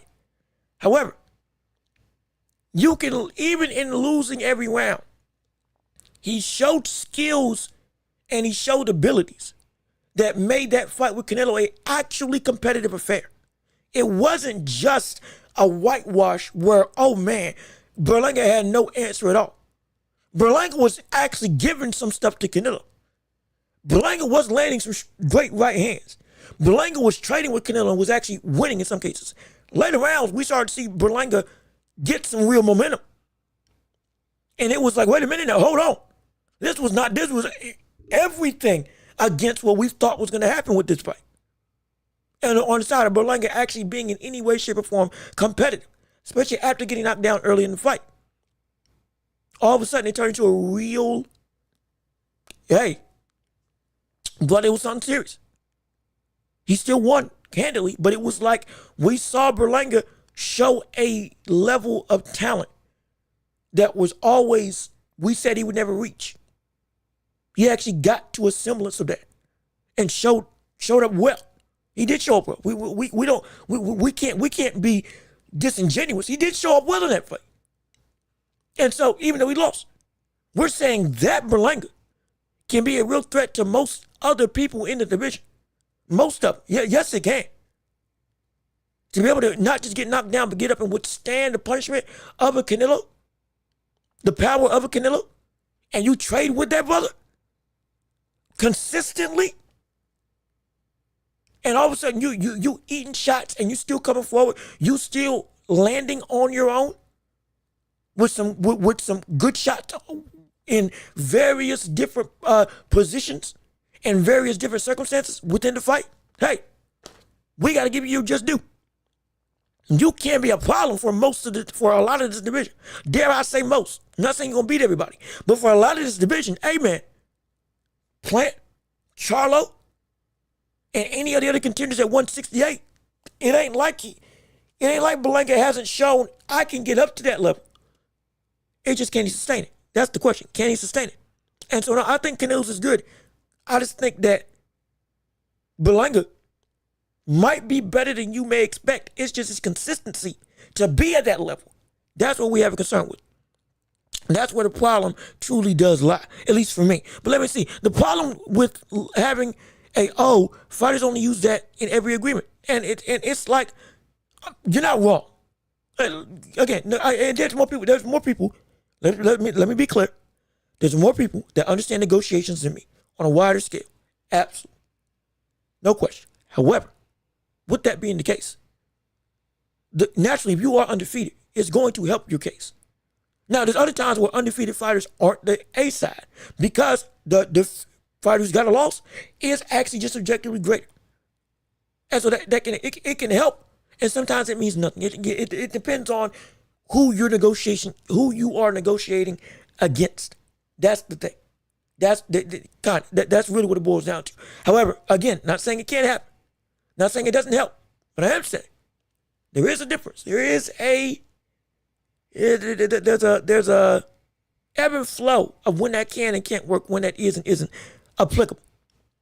Because it in some cases it doesn't mean anything. In some cases it does. So, but real quick, let me go back to where's the fight? Where's the fight? Not the fight. Where's the thing? Shoot. Hold on. I was gonna go back to a point. Somebody had brought up a point with Berlanga. Here we go. Jada Moody. I was gonna bring this up, and again, we're gonna go through SHAKUR, Zepeda, Morrell, all that stuff. We're gonna go through that, and then championship rounds right afterwards. Absolutely, no question. But I did want to point out this before I moved on.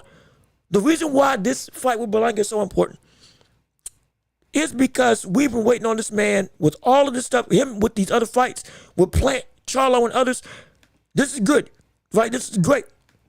But notice these fights are not being talked about nearly at the same vein as you would expect them to be talked about for somebody who, again, has showed up and showed out against the likes of Canelo Alvarez. And to some degree, it's because of the lack of notoriety that Berlanga's done for his career since going and fighting against the likes of Canelo. Because Ring Magazine did a whole thing where they showed Chavez going through New York and saying, hey, have you heard of Edgar Berlanga? Mind you, this is Berlanga says he runs New York. Berlanga says this is his city. And here's what happened. If I can pull it up. Okay, here we go. Yep. And here's what happened. Make sure it ain't too loud for anybody. Do you know who he is? No.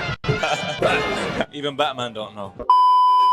It's Hamza Shiraz. We're here at Times Square in New York. Edgar Berlanga says he's the king of New York. I think he's a sausage, but let's see what the public think. I don't know who the fuck that is. Clearly he don't run New York. Excuse the language, by the way. Rey de Nueva York. Pete Davis is king of Staten Island. That's all I know. An hour and 15 minutes. We ain't found nobody who said they know who he is. He goes by the name of Edgar Berlanga. Do you know who he is? No. No clue. Even though you're Batman and you know everyone in the city, you don't know who Edgar Berlanga is. No. Even Batman don't know. Do you guys know who Edgar Berlanga is? No. Do you have any clue who he is? No, not at all. And are you from New York? Yes. The little thing with you and him, yeah. The face off, you're gonna knock him out. You'll knock him out. We finally found someone who knows who he is. East London, same as me. No one knows who Edgar Berlanga is, and the only person who did is from East London, from where I'm from. So he only knows Edgar Berlanga because of me. Buy your tickets. It should be a great night. July the 12th. Let's go. And so this speaks to a very big issue I've had with Edgar Berlanga. You can talk about the talent. You can talk about the ability. You can talk about all the things that we say in terms of the issues that people may have with Edgar Berlanga and him being a top fighter, consistency, all that stuff. Sure, fine. But this right here is the issue. He It's going to be tough.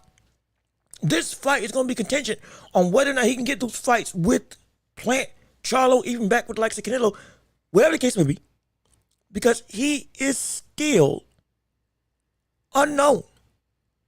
Though he had the biggest fight of his life, he didn't capitalize on it. And it makes no sense to me. And again, just a little side plug, because I wanted to touch on it. Berlanga, with all of the bravado, all of the charisma, all of the flaunted cockiness that he's got about him. He can talk the talk. He can be brash. He can be all this stuff. But yet he is still, for a lot of the boxing public, in a division where, again, he was in the ring, one of the biggest stars. It did not catapult this brother up to a level of respect and acclaim. Not even within his city, let alone outside of it. And that's the problem. That is the issue with Berlanga. And even more than just his in-ring talent, outside of the ring, this brother should be able to get fights like Rolly Romero. And we say Rolly Romero up until he beat Ryan Garcia. He kept getting opportunity after opportunity after opportunity after opportunity. And for some odd reason, even though he kept on losing, he kept on getting fights where it didn't make no sense to us. But because the brother could sell. More than just could sell, he never let the iron go cold. Never did. Berlanga did. He went to a parade. He did all this stuff, and then he fought a bum, and it didn't move the needle. In fact, it did worse. It moved the needle backwards, going away from the at least sustained level of somewhat notoriety he garnered. Berlanga he's a confusing entity. Because every time I see this brother, I see, hey, there's potential and talent, but there's also even bigger than that, there's mega potential in his ability to become a marquee face in this division, strictly by him being either A, annoying, B, too confident, or C, disrespectful. But whichever case he wants to use, he can use it and all of a sudden be a household name in some way, shape, or form.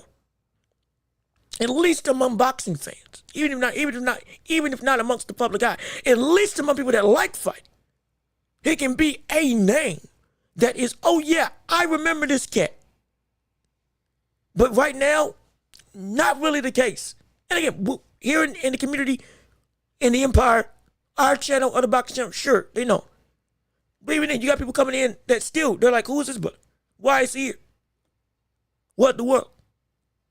Mind you, he's had more pull, or he's had more opportunities on wider scales than like David Morrell. He's been in situations where he's, again, been in the ring with the Canelo.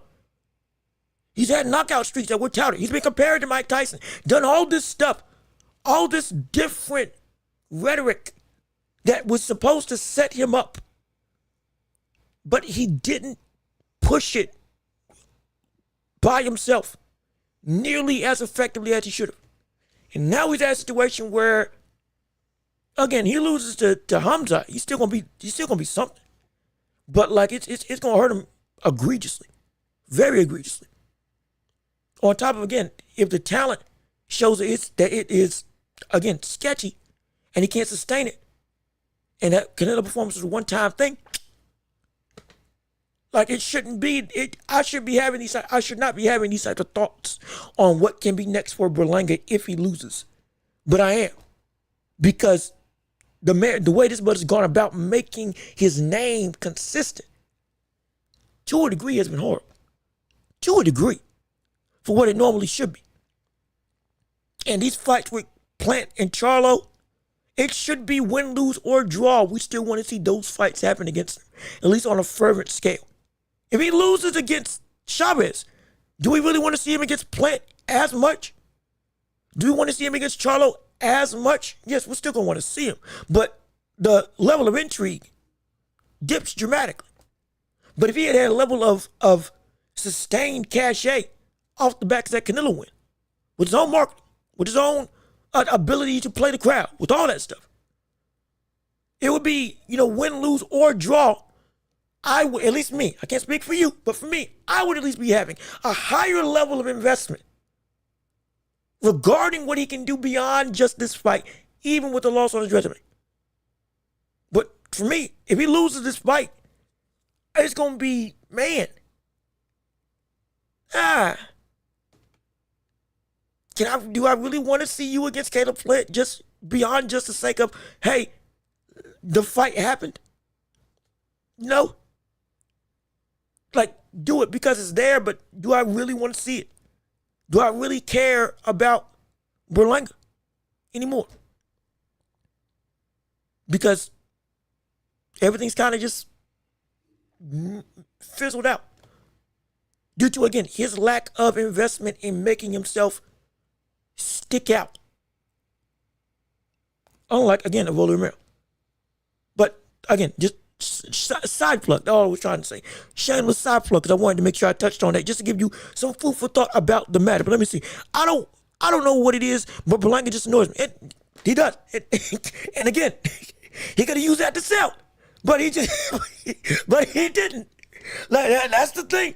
He could have used that to sell it. He could have used that to make him hateable. He could have been a villain. He could have. But he just kind of just fizzled. And it's a shame. And because of that, the cachet for his star power, or at least his notoriety, can take a really big toll and a really big hit, depending on the outcome of this fight, if it happens in a negative fashion. As opposed to if he'd actually been effective, then, boom, we could have been, even with a loss, okay, there's still some investment with this brother that can keep him afloat in the eyes of the big games of, hey, still getting big fights. Might take a hit more dramatically than it would in a losing effort if he has sustained that cachet a little more. But again, I just wanted to touch on that very quickly. Now, next fight, we got, okay, I hear you, okay, you hear me, okay, yeah, you see what I'm saying. And like I said, I'm not trying to be, hopefully I'm not trying to be too long-winded, but just wanted to point it out real quick because this is a problem I've had with Berlanga. But regardless of which, change topics. David Morrell versus Iman Karat. Do we think that Morrell's going to be able to take this, or do we think that Karat is going to actually be able to knock out the likes of David Morrell? Now, off the backs of that fight with David Benavidez, a lot of people are saying, hey, he got beat to Kingdom Come. Morrell did. Though he rocked the likes of Benavidez multiple times. Again, Iman Karat, let me be sharp, pull up his name real quick so I got the actual resume correctly. Because I know this brother is not a slouch to be messed with at all. I guarantee you that. He is. Hold on. Wait a minute. Hold on, I'm pulling it up. I had it up, but then I deleted the doggone thing because I deleted my stats. No, wait. I can't delete my stats. No, my stats. My information. Wait. It's all eluding me. Oh no. Hold on, give me 1 second. I'm sorry. Look, I had everything up. I had everything written. But let me try to switch pages. My stuff went away. Hold on. Okay, here we go. My apologies. Got it back. Iman Karat, 10-0, 9 KOs. I believe got an amateur record of 90-23. So this brother, again, is one of these similar to a Jamal for others. Has been in the ring for a while. Now got into a situation where big man, boom. He's in the pros now. Knocking anybody out left, right, and center. Strong like an ox. I'm telling you, if you don't know, if you ain't seen this cat, this brother is a physical. I mean, minute. In fact, let me see if I can pull him up right now. You can see exactly who you're working with in terms of muscularity and strength wise. When it comes to, am I spelling that right? Here we go. Because I think we talked. Yeah. Here it is. He's fighting this brother. My gosh. Can I zoom in? Yeah. Can I zoom in? This is who he's fighting. Now, we had discussed this, brother, I think a couple months ago. When this fight was on the docket, nothing was agreed upon. But it's agreed upon now.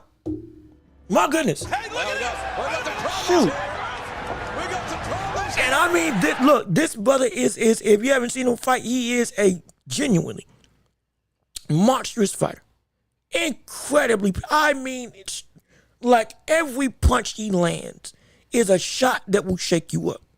And with David Morrell, if he does get pressured, now though he's got the sleekness, the technicalities, that Cuban-esque style that he's got in him.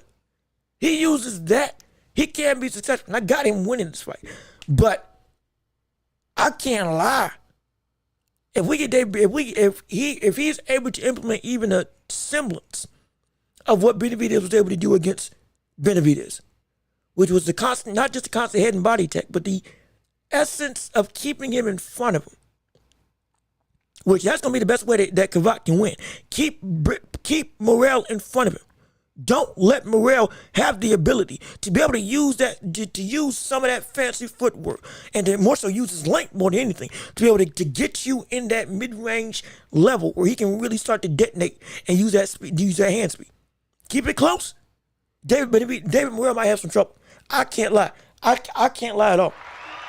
I'm so serious. So but there we go. That's what I was looking for. But yeah, no, I'm so serious. Look, I'm not trying to overhype stuff. I don't want to do that. But this, hey, Crawford ain't, this brother ain't no slouch. I promise you that right now. I promise you that. And mind you, he's got more power than Benavidez. He does. He does. Don't forget that about Crawford. Crawford, he's got more power than Benavidez. That is undeniable. That's unquestionable. That is set in stone.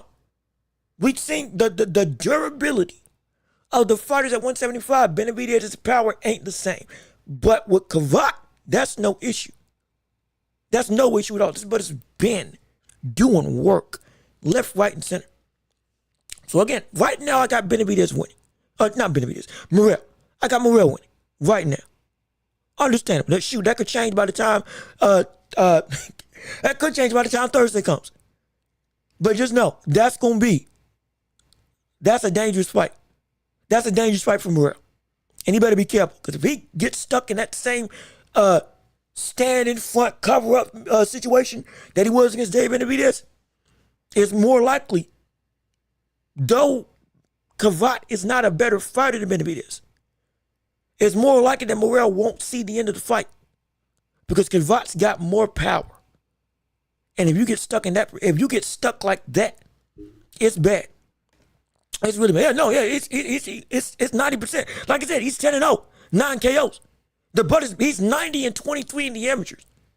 Again, amateur style versus professional style. In some cases, some fighters do differently. So in the amateurs, he's only got 15 knockouts in his 90 wins, and he lost 23 times. However, for the pro ranks, his style works perfectly. And his style works destructively. You better be scared. But again, like I said, if you didn't get to see him, if you didn't get to see who exactly we're talking about, this is Crawford. This is who he's fighting against. And this physique ain't just a show. Like this is a bad dude. I'm telling you, this is a bad brother. This is a really bad brother. I'm telling you. This is a bad brother. In all seriousness, this is a bad cat. To the full extent of the word. I promise you. I feel Morrell needs to box, not brawl. He's going to get forced into a brawl. If he can't keep, again, if he gets stuck in the same situation that Benavidez put him in, which was he can't get away, he can't escape, his footwork slows down, and he starts being forced to have to shell up. There's some danger there. Yes, Benavidez is better defensively in almost every way than Crawford. Absolutely. And he was able to walk him down without the level of damage being incurred on him because of the fact his defense was so sublime. He's got one of the best defenses in all of boxing. I'll say that definitively. In terms of David Benavidez. Crawford ain't got that. But what he does got, durability, and he will stick to you like glue. And he will wear you down over time just by pressure and power on top of that. So this is a dangerous cat that Morrell needs to be very careful with. If you're too careful, you get knocked out because now you're fighting scared. You can't do that against him. You got to be a legitimate boxer puncher against this brother. You have to legitimately be a boxer puncher. And keep it in that mid-range. If it gets to close range and you're David Morrell, there's some danger, man. Because this, in terms of power, this ain't Benavidez. It's crazy. It's crazy that I'm saying anything isn't Benavidez, but this ain't Benavidez when it comes to power. You can't you can't just stay there. You can't just stay in the pocket with this cat in terms of combat. You can't do it. Because if you don't land on him and he starts getting the upper hand, brother, it can be a hurtful time. It looks like it can be a big brother to make it. Like, look. Look. You white. Like you white. You white. In fact, hold on, wait a minute. Before we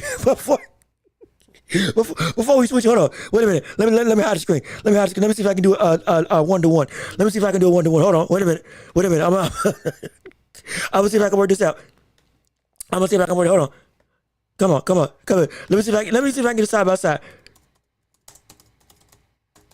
And for those watching at home, or for those listening, and if you ain't watching the screen, we looking up Iman Kavat and Artur Beterbiev in their respective physiques comparative to each other. And I'm talking about, but like you ain't wrong. You are not wrong in the slightest. This brother could genuinely be like they look like brothers. I'm so serious. But let me look it up right now. Where's that?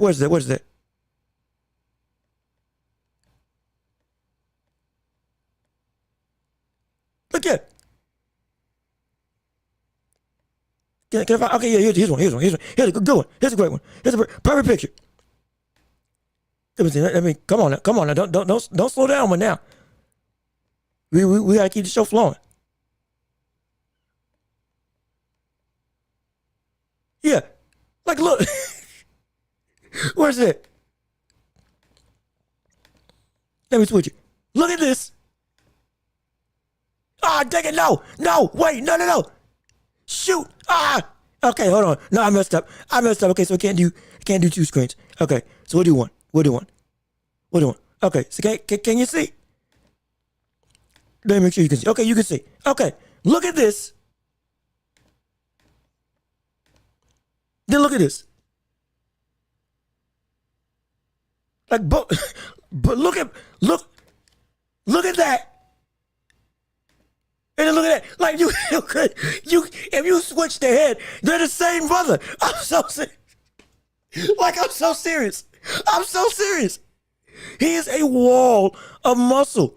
That is a horrifying sentiment. That is a horrific sentiment to think about. Again, just physically. Again, fighting wise, Kavat can still lose. I have David Morrell winning. I do. But let's not mince words about it.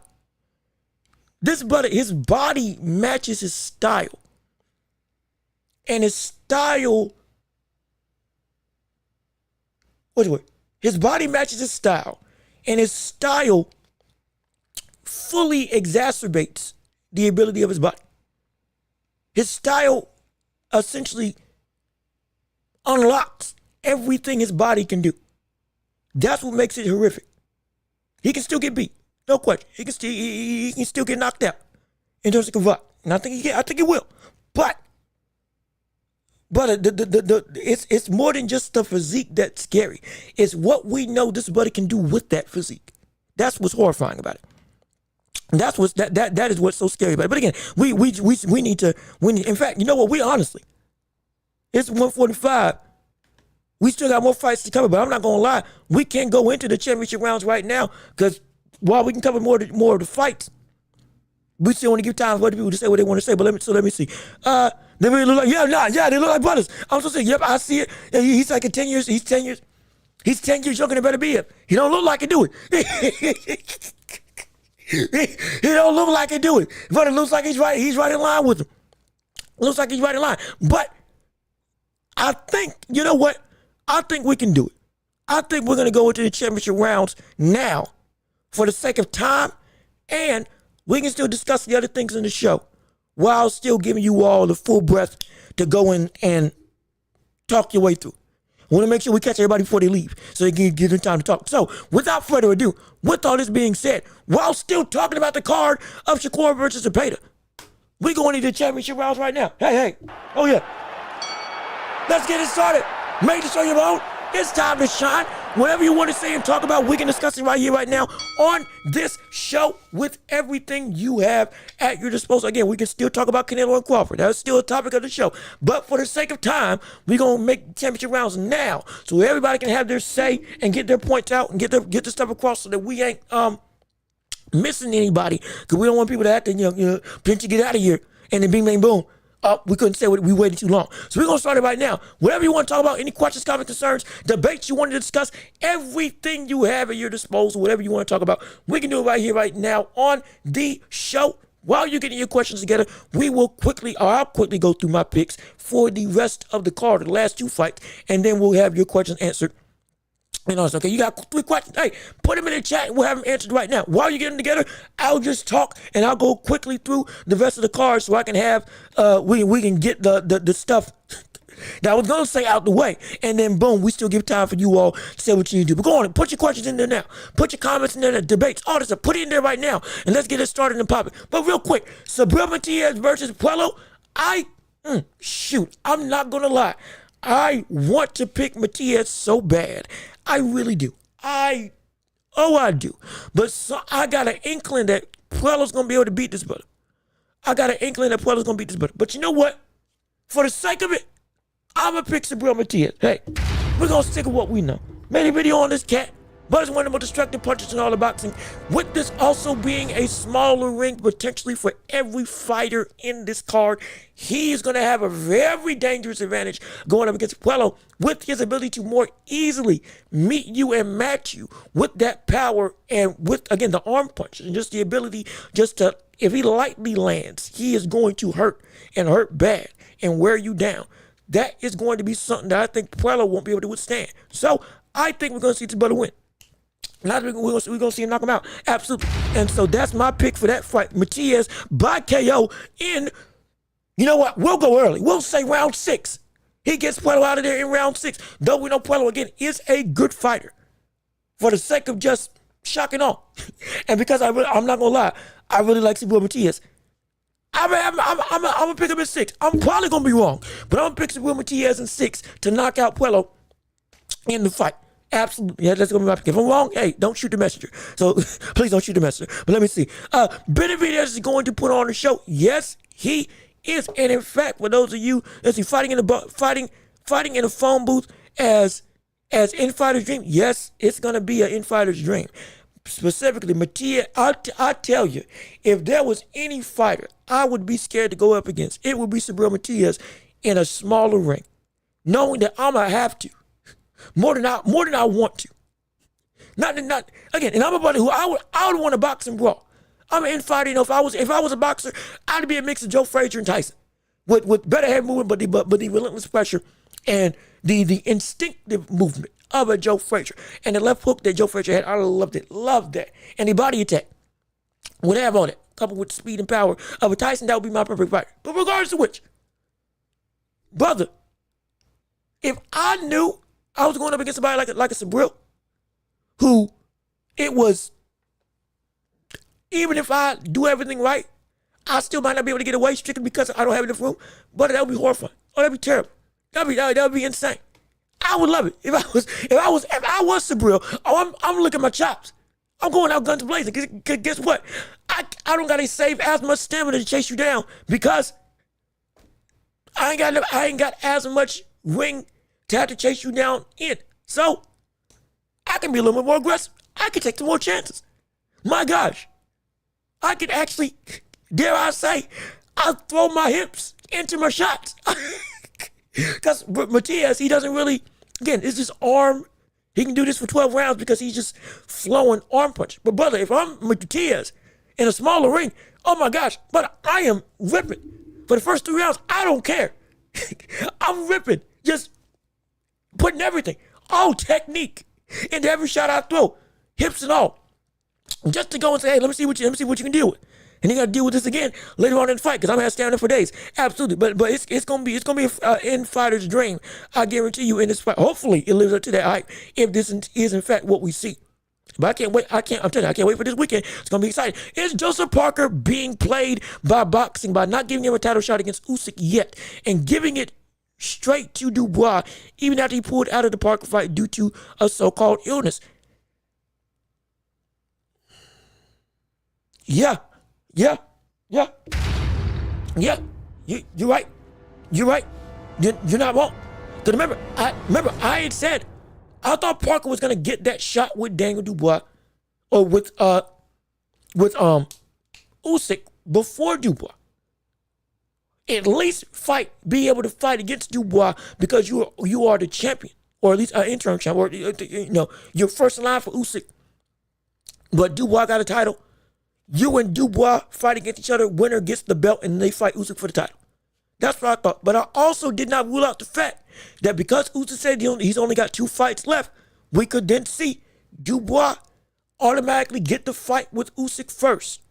And then, afterwards, potentially we see a Joseph Parker versus maybe a Tyson Fury or anybody contender. Maybe AJ. And whenever that fight, because he is still a mandatory, they get the next shot at the title. But even then, right now, I don't think it's going to happen at all. At least for the immediate. And it sucks. It sucks because as a marketable name, he's not at that same level. Though he's got the interim champ, deserved to be there, should be there, but he's probably going to get done over. I don't like it. I don't like it at all. Like I said, my best bet, Dubois, Parker fight each other. Winner faces Usyk. That's what I wanted to happen. Because Parker should have gotten a title shot. He should have. Even if it wasn't for his interim title or for the title that he's a mandatory for, which one of the belts that Usyk's got. But it should have been he gets a shot, minimum. But it's not fair. He is getting done over. It is wrong. It is wrong. At least for the fact that he doesn't get at least a crack after again. He went through the gauntlet. He fought Wilder. He fought Zhang. He then fought Bacola. Beat them all. And resurging himself on the backs of his loss to Joe Joyce all those years ago. And demolishing some of the better people or the bigger entities in the sport like Wilder, like the way that he did. And where was a still inkling of hope with Wilder. And then beating Zhang after he knocked out Wilder. I'm like, well, wait a minute now, brother. He did the work. He did the work. So he should be getting a shot. So no, he is getting wrong. Absolutely, no question about it. He's getting wrong. No question in my mind. Absolutely. That's why I hate it. I do hate it. I do hate that. No question in my mind about that. Let me see. Fighting them. They're already fighting in phone booth. Glad to see. Glad that you see what I see and we agree. Absolutely. And it's like, from a business sense, I understand why this is happening. But it isn't right that it's happening.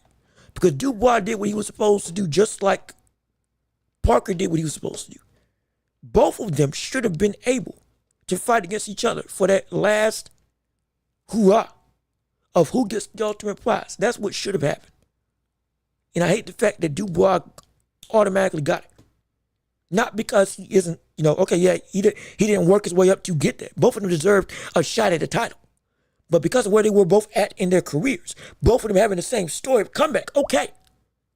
Mandatory, we both want the same thing.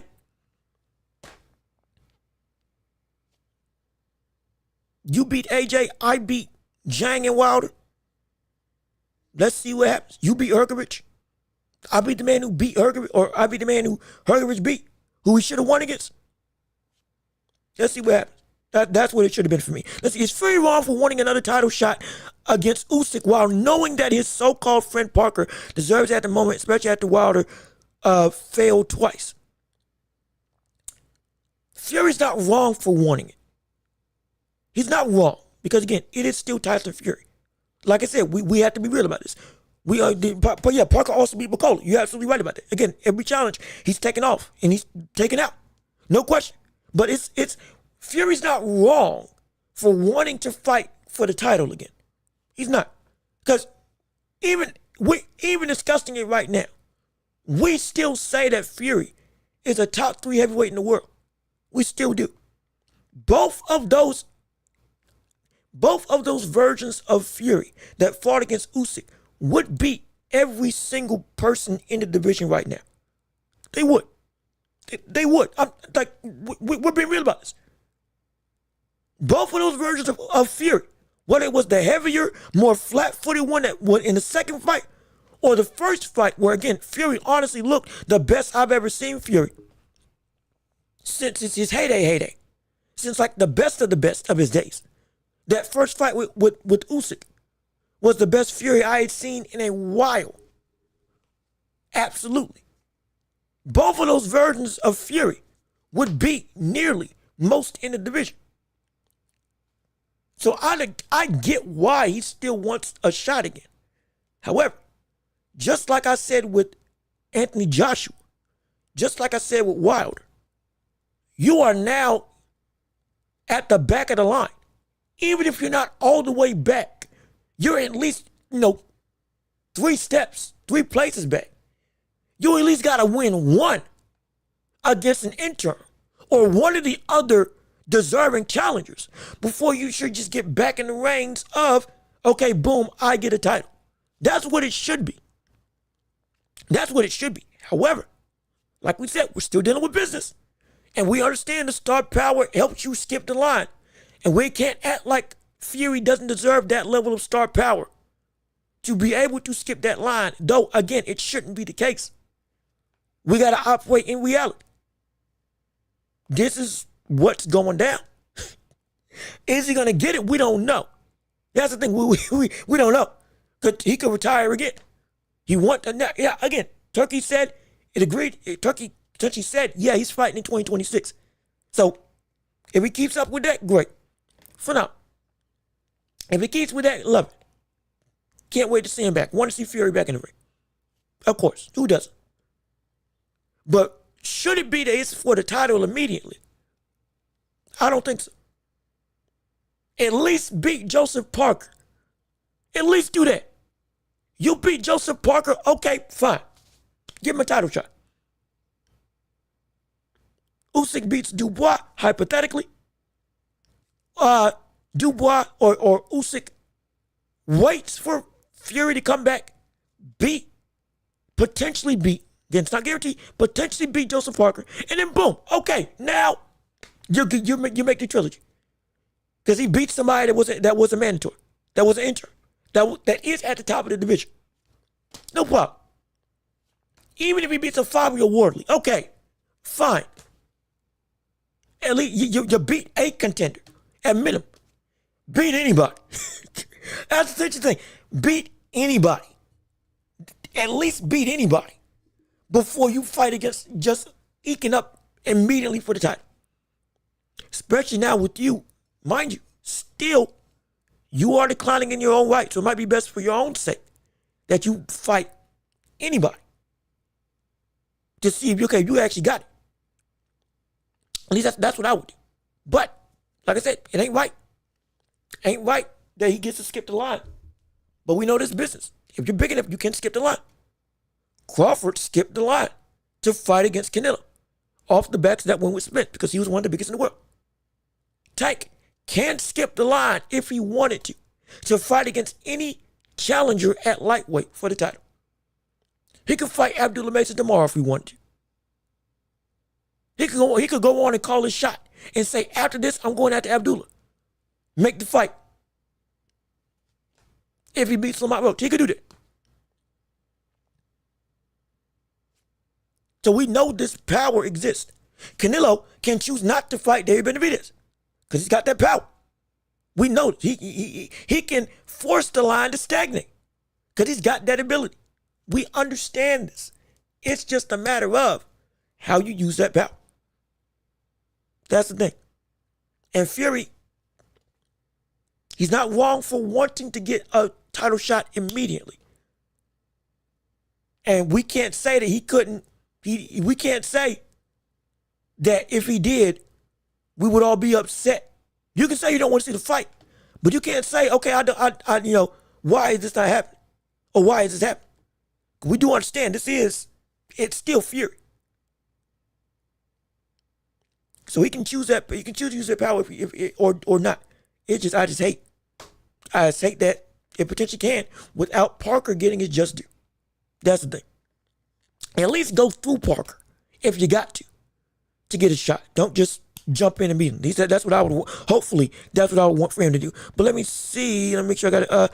Is the Fury needs to earn a third fight because no one wants to see that fight? I mean, like it's not. People will watch it. It's not a want to see it, but people will watch it. They will watch it. It's not like pressing because it still will be a great fight. The first two were phenomenal. Love them. It'll be a great trilogy. Now it's not as pressing anymore because you lost twice. And it's like there's no dispute. But we will still watch it. Just a hankering to see it, probably not nearly as much as people may expect to see. And so he begged for the third to be in England because he can't beat him straight up. If he fought in England, he wouldn't get a win anyway. He wouldn't have won it even if he did fight in England. That's the thing. Like Usyk's one of those people. Usyk is one of those people that is almost. You can't. How do we say this? Outside of the instance with Timothy Bradley and Pacquiao, and Jeff Horn and Pacquiao, using Pacquiao as an example, Pacquiao is almost immune to wrongful judging because of how he's looked at by the boxing public. Ali, once he got to that status, similar way. Like if he lost, okay, he lost. But if he won, he won. And you weren't going to rob that brother of a win. Or judging wasn't going to be skewed regardless of where he went. Africa, England, it didn't matter. Because he's that type of entity. Usyk at this point in time, he's not to the Ali level. Yes. Not comparing him to that in greatness. But in terms of status as a fighter, he's of that. It won't really matter where you go to fight him at. He's not going to be skewed judging for or against him because if he beats you, he beats you. Like genuine. Like for real. And so that's why I don't think it would really make a difference, at least for me, if that was happening. Let me see. Last question. What's your opinion and thoughts on David Benavidez calling out Jai Patai? And do you think he is serious or just chasing to stay relevant? What's your opinion? Hold on. Did I read that right? What's your opinion and thoughts on David Benavidez calling out Jai Patai? And do you think he is serious or is he just chasing clout to stay relevant? Let me bring this down. David Benavidez is as serious as death itself. Hear me clearly. David Benavidez is as serious as death itself. He means that as much as he means that statement is as real as the sun in the sky.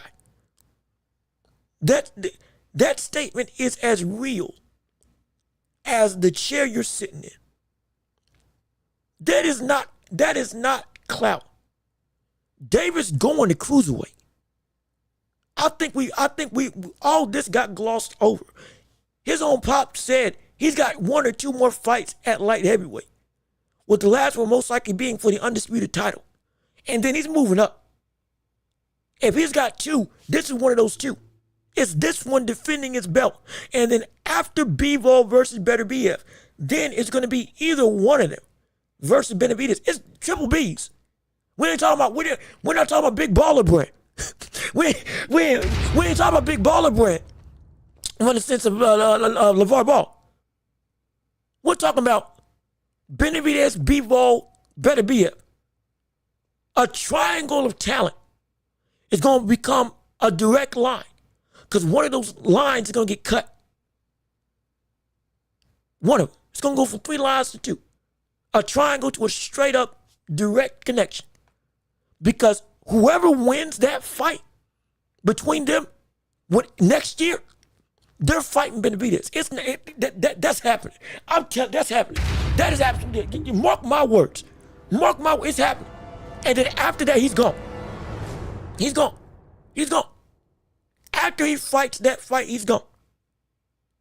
It is this fight against what's his name? What's his name? Who's he fighting? He's fighting shoot.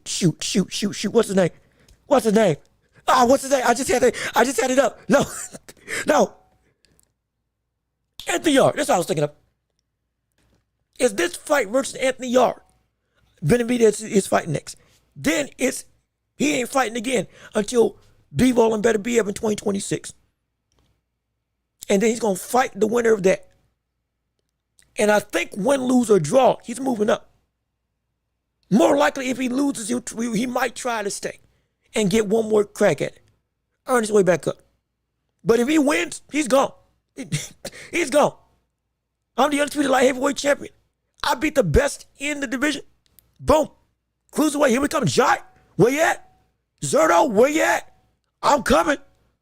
Y'all better get your fights in now, because if you don't get each other, I'm taking both of y'all out. That's what's happening. That's what's happening.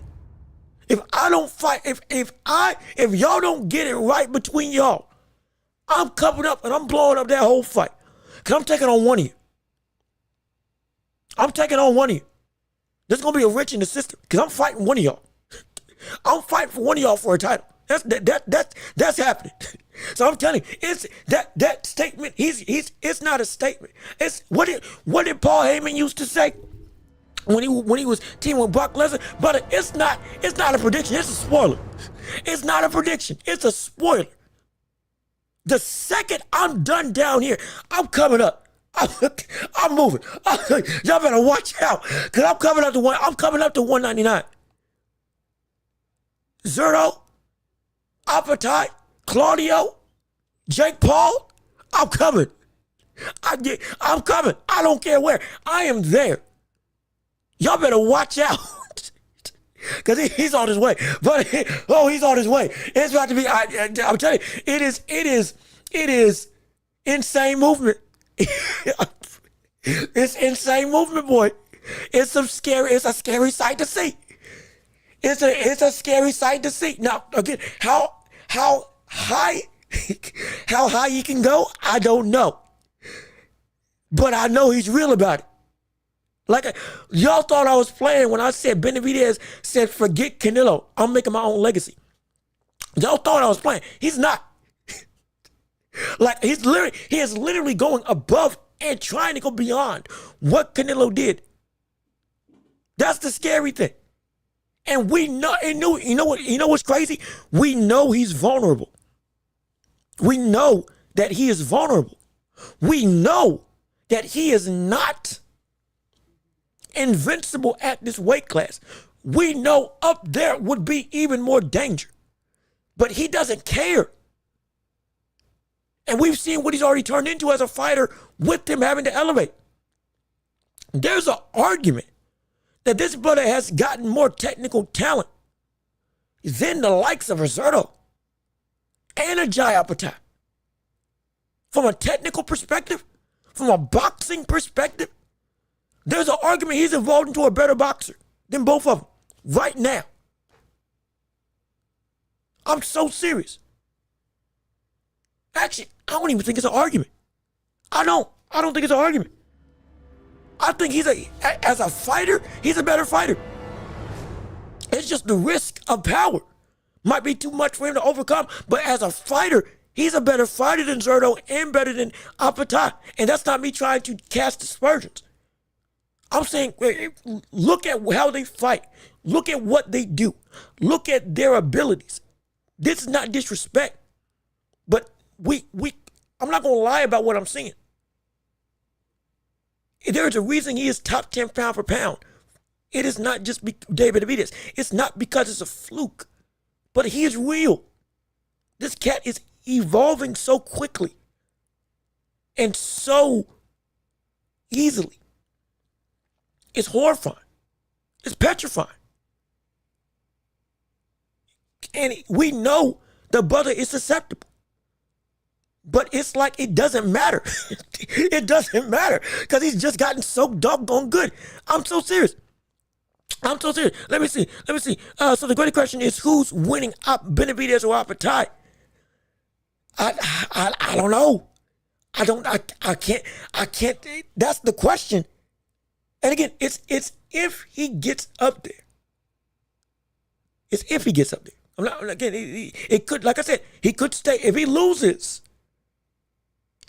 against Anthony Yard, the plans may change. He might stay down and keep on trying to get that title. Hypothetically, we don't know. A loss can change everything. A bad performance could change everything. A struggling performance, from the standpoint of it's still a good fight, but you had a lot of work. It could change everything. Understand? But once he gets up there, I still don't know who would win. But I do know that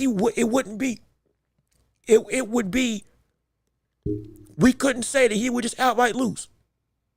At cruiserweight, which again, these are links I didn't think I would ever be saying about David Benavidez and what he could be as a fighter. But we're here now. And he is not just a lame duck if he got up there. He's not. So again, I can't say who would win right now. But I can say on the surface, brother, it ain't nothing. Well, it ain't nearly out the question to say he can't go through and get up there and beat potentially one of them.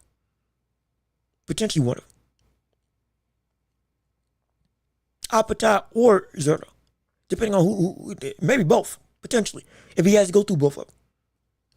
And so it's like, shoot, I couldn't say. I really couldn't say. And again, it might not even be Zerto, or it might not even be Apatai. Though many people feel that, yeah, Apatai is going to beat Zerto. He's going to be the unified, dominant champion. It could be Zerto that wins, legitimately. In that fight between two, but regardless of which, with Benavidez being there, wanting to go up there, he can't get there. That's the thing. That is the baseline. He can get there.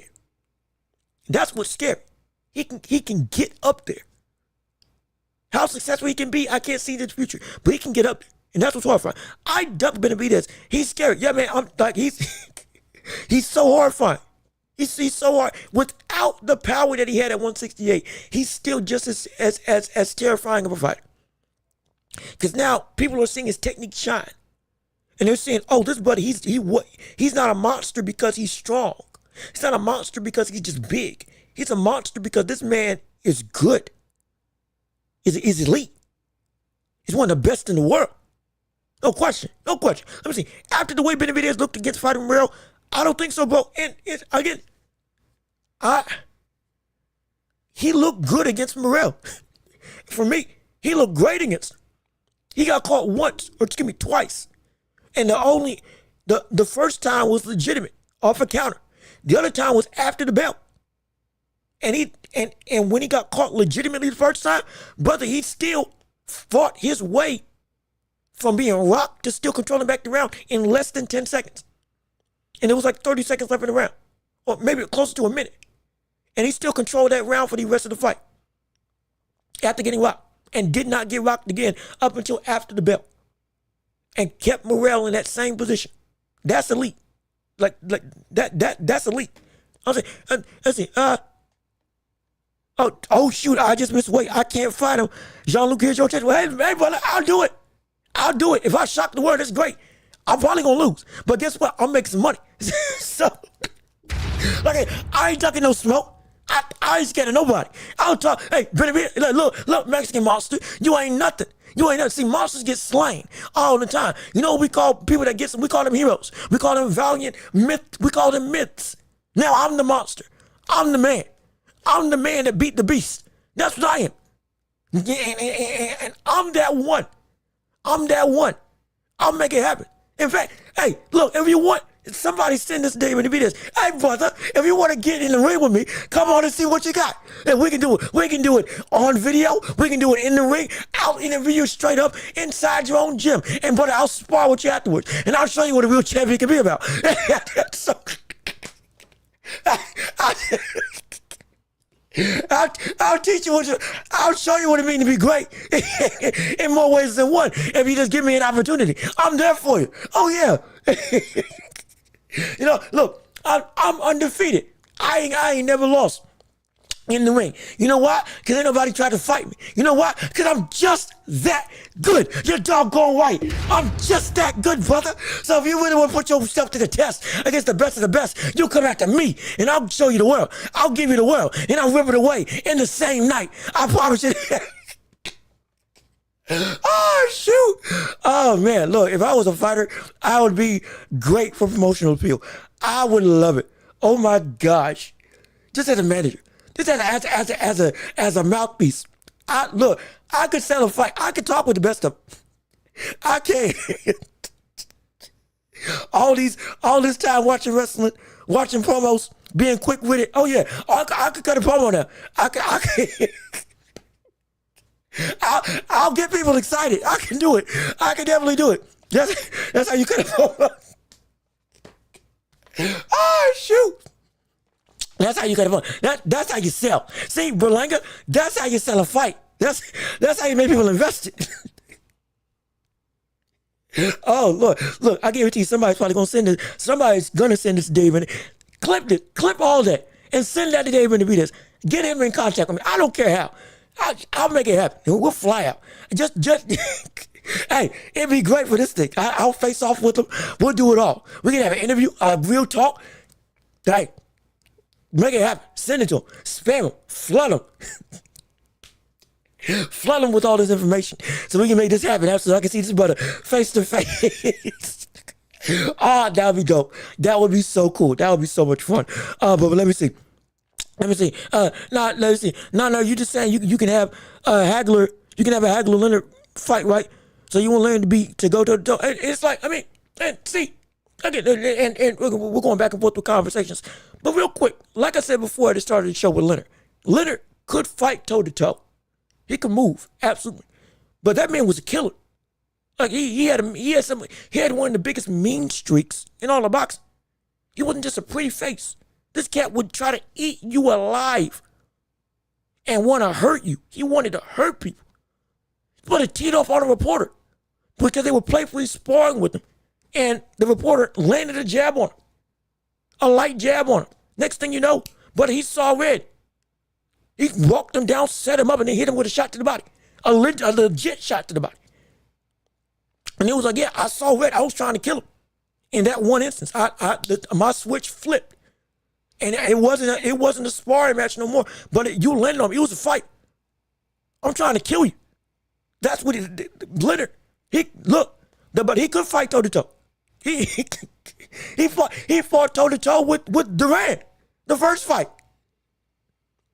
This man went toe-to-toe with Duran the first fight for 15 rounds and stayed up and was in the pocket. I mean, brawling with this brother. Insane. One of the greatest fights in boxing history. And so he could do it. Absolutely, he could do it. No question about it. Let's see. That's why you remember my name. That's why no one would remember your name. Oh boy, y'all are funny. Y'all are hilarious. Why have good boxing skill? Just make boxing about knockouts, right? I am 53 and I've been watching boxing for years. I love knockout artists too. And again, we don't want just knockout artists to be the only dominant thing. Like we said, we want all styles to flourish under the same umbrella. We don't want just one style to be dominant. We want knockouts, sure. Everybody loves it. We love Wild. We love Apatai. We love Tank. We love Benavidez. We love Inoue. I've grown to love Navarrete. And I couldn't stand that brother because he would fight everything he would fight in every manner that I would say, don't fight like this. Yet still, he beats everybody. And he breaks more than breaks every rule. He fights in every way that you shouldn't fight. And I hated him. Up until I was like, man, this buddy grew on me. I can't wait to see him fight next. I don't want him to lose now. Because it's a spectacle to see. So we need that. Of course, it's always going to exist. But you can't, people that don't got power, you don't want them to be punished. That's the thing. People that don't have that ability where they can't stand in the pocket. They might have a weak chin. They might not have the durability. They might not have the ability to be able to withstand that type of punishment on the inside consistently. Because every boxer is different. We don't say we want Amir Khan to be fighting in the pocket all the time because that brother will get put to sleep against anybody. Timothy Bradley, if he called him right, would put that brother to sleep. And Timothy Bradley ain't had no power. He looked strong, but that brother ain't had no pop at all. Paulie Malignaggi will probably rock Amir Khan at minimum, and that brother ain't had no power. But we're saying we don't want him to fight on the inside and be forced to have to do that in a non-standard supported way. From the standpoint of like, we're forcing you to fight in a smaller ring so we can get a knockout insured. Well, that's not right. And that hurts one aspect of a fighter rather than letting their skills flourish in a standardized setting where everybody's on the same playing field playing at training with the same expectations. Now, okay, let's see what you got. Put these expectations into reality in the same environment. Now with the crowd and with with the record on the line. That's what I would do, and that's why I'm saying I don't think it's really fair per se. Because if you just favor knockout artists, you take away the tapestry of elegance that is the technical aspect of boxing. The people that use their jab, the people that use footwork, the people that move, the people that are defensive, the people that are slick. You take away that unfairly as you can't be that unless you want to succeed. And that's where I have a problem. And to watch back my play, you are eliminating the skill set. You would say Ali was a runner. No, I never said it. I use Ali. Hold on, time out. Wait a minute. Wait a minute. Hold on. Wait a minute. Hold on. What's that? I've never said that the likes of Pernell Whitaker, the likes of James Toney, the likes of Floyd Mayweather, the likes of Napoleon Loche, Willie Pep. I've never said any of these guys, Ali. I've never said these guys are runners. I've never called them runners. Those are the standards of some of the best aspects of boxing that we've seen from a technical perspective. I'm not calling Shakur a runner. I didn't call Devin Haney a runner. I said for those specific fights, they are runners. However, on the whole, that's not what they do. If you watch them throughout the career, that's not how they fight. We were simply saying that the difference in running and boxing is that those examples that you say, like Ali and others, are examples of actual boxing. Those are the pinnacles. Those are the top of the top in terms of examples of styles of technical sublimeness, technical perfection that are indeed great examples of what it means to be a boxer. It's not the only criteria. It's not the only end-all be-all, but they are some of the best examples and the best implications of what we mean when we say boxing at its finest. But those aren't the only styles of boxing. But to call Ali a runner, no. They were calling Ali a runner when he was a Louisville Mouth. They were calling Ali a runner when he was dancing around the ring, popping his jab. When he beat up Cleveland Williams. When he beat Sonny Liston. They were saying this brother's a runner. He ain't gonna be able to deal with that power. Next thing you know, he knocked him out while blinded in the ring.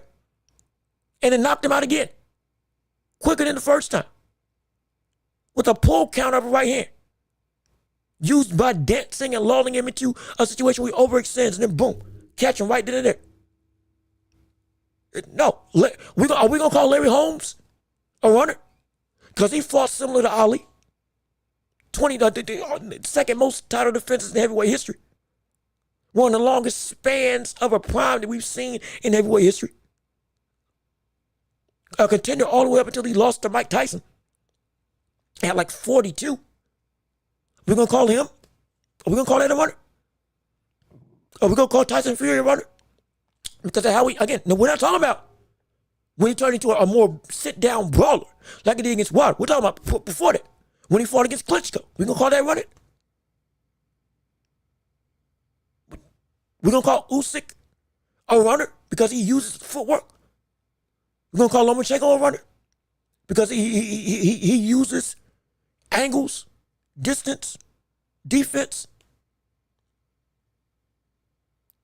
Putting it on everything is a issue. Because running is a specific criteria of avoiding confrontation without any offensive array coming from you. You don't, again, I compared it all the time to a fight in a school. If we were seeing two people fight at school, everybody was crowded around, and one person was not trying to fight at all.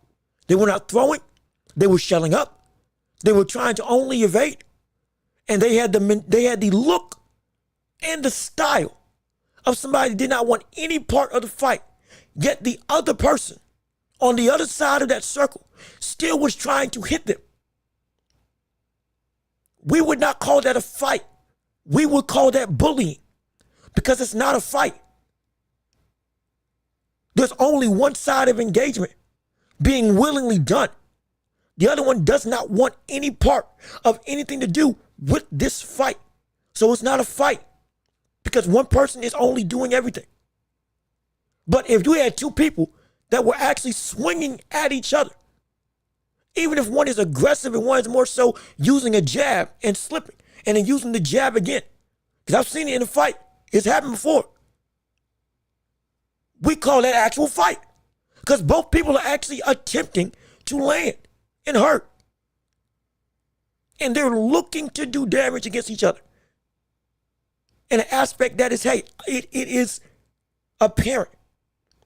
It's legitimate. We wouldn't try to break that fight up because they're actually fighting against each other. Versus if it was a fight where one person wasn't trying to fight and the other one was, hey, stop bullying him. Break it up. Stop it. You are being a bully. You are being mean. You are being demeaning, abusive.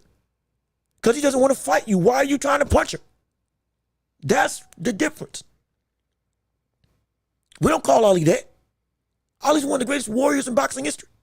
He's literally the pinnacle that every single fighter uses as their barometer of how great am I and how much do I really want this beyond just the boxing ring. MMA, kickboxing, football, don't matter, everything.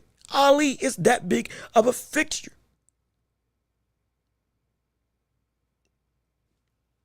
James Toney, won all the way up to heavyweight. Incredible. Incredible. But his brother would sit in the pocket with everybody and just outbox him. He could fall off the back foot as great as he fall off the front foot. We didn't call him a runner. Willie Pep went around without a punch. But we don't call him a runner at all.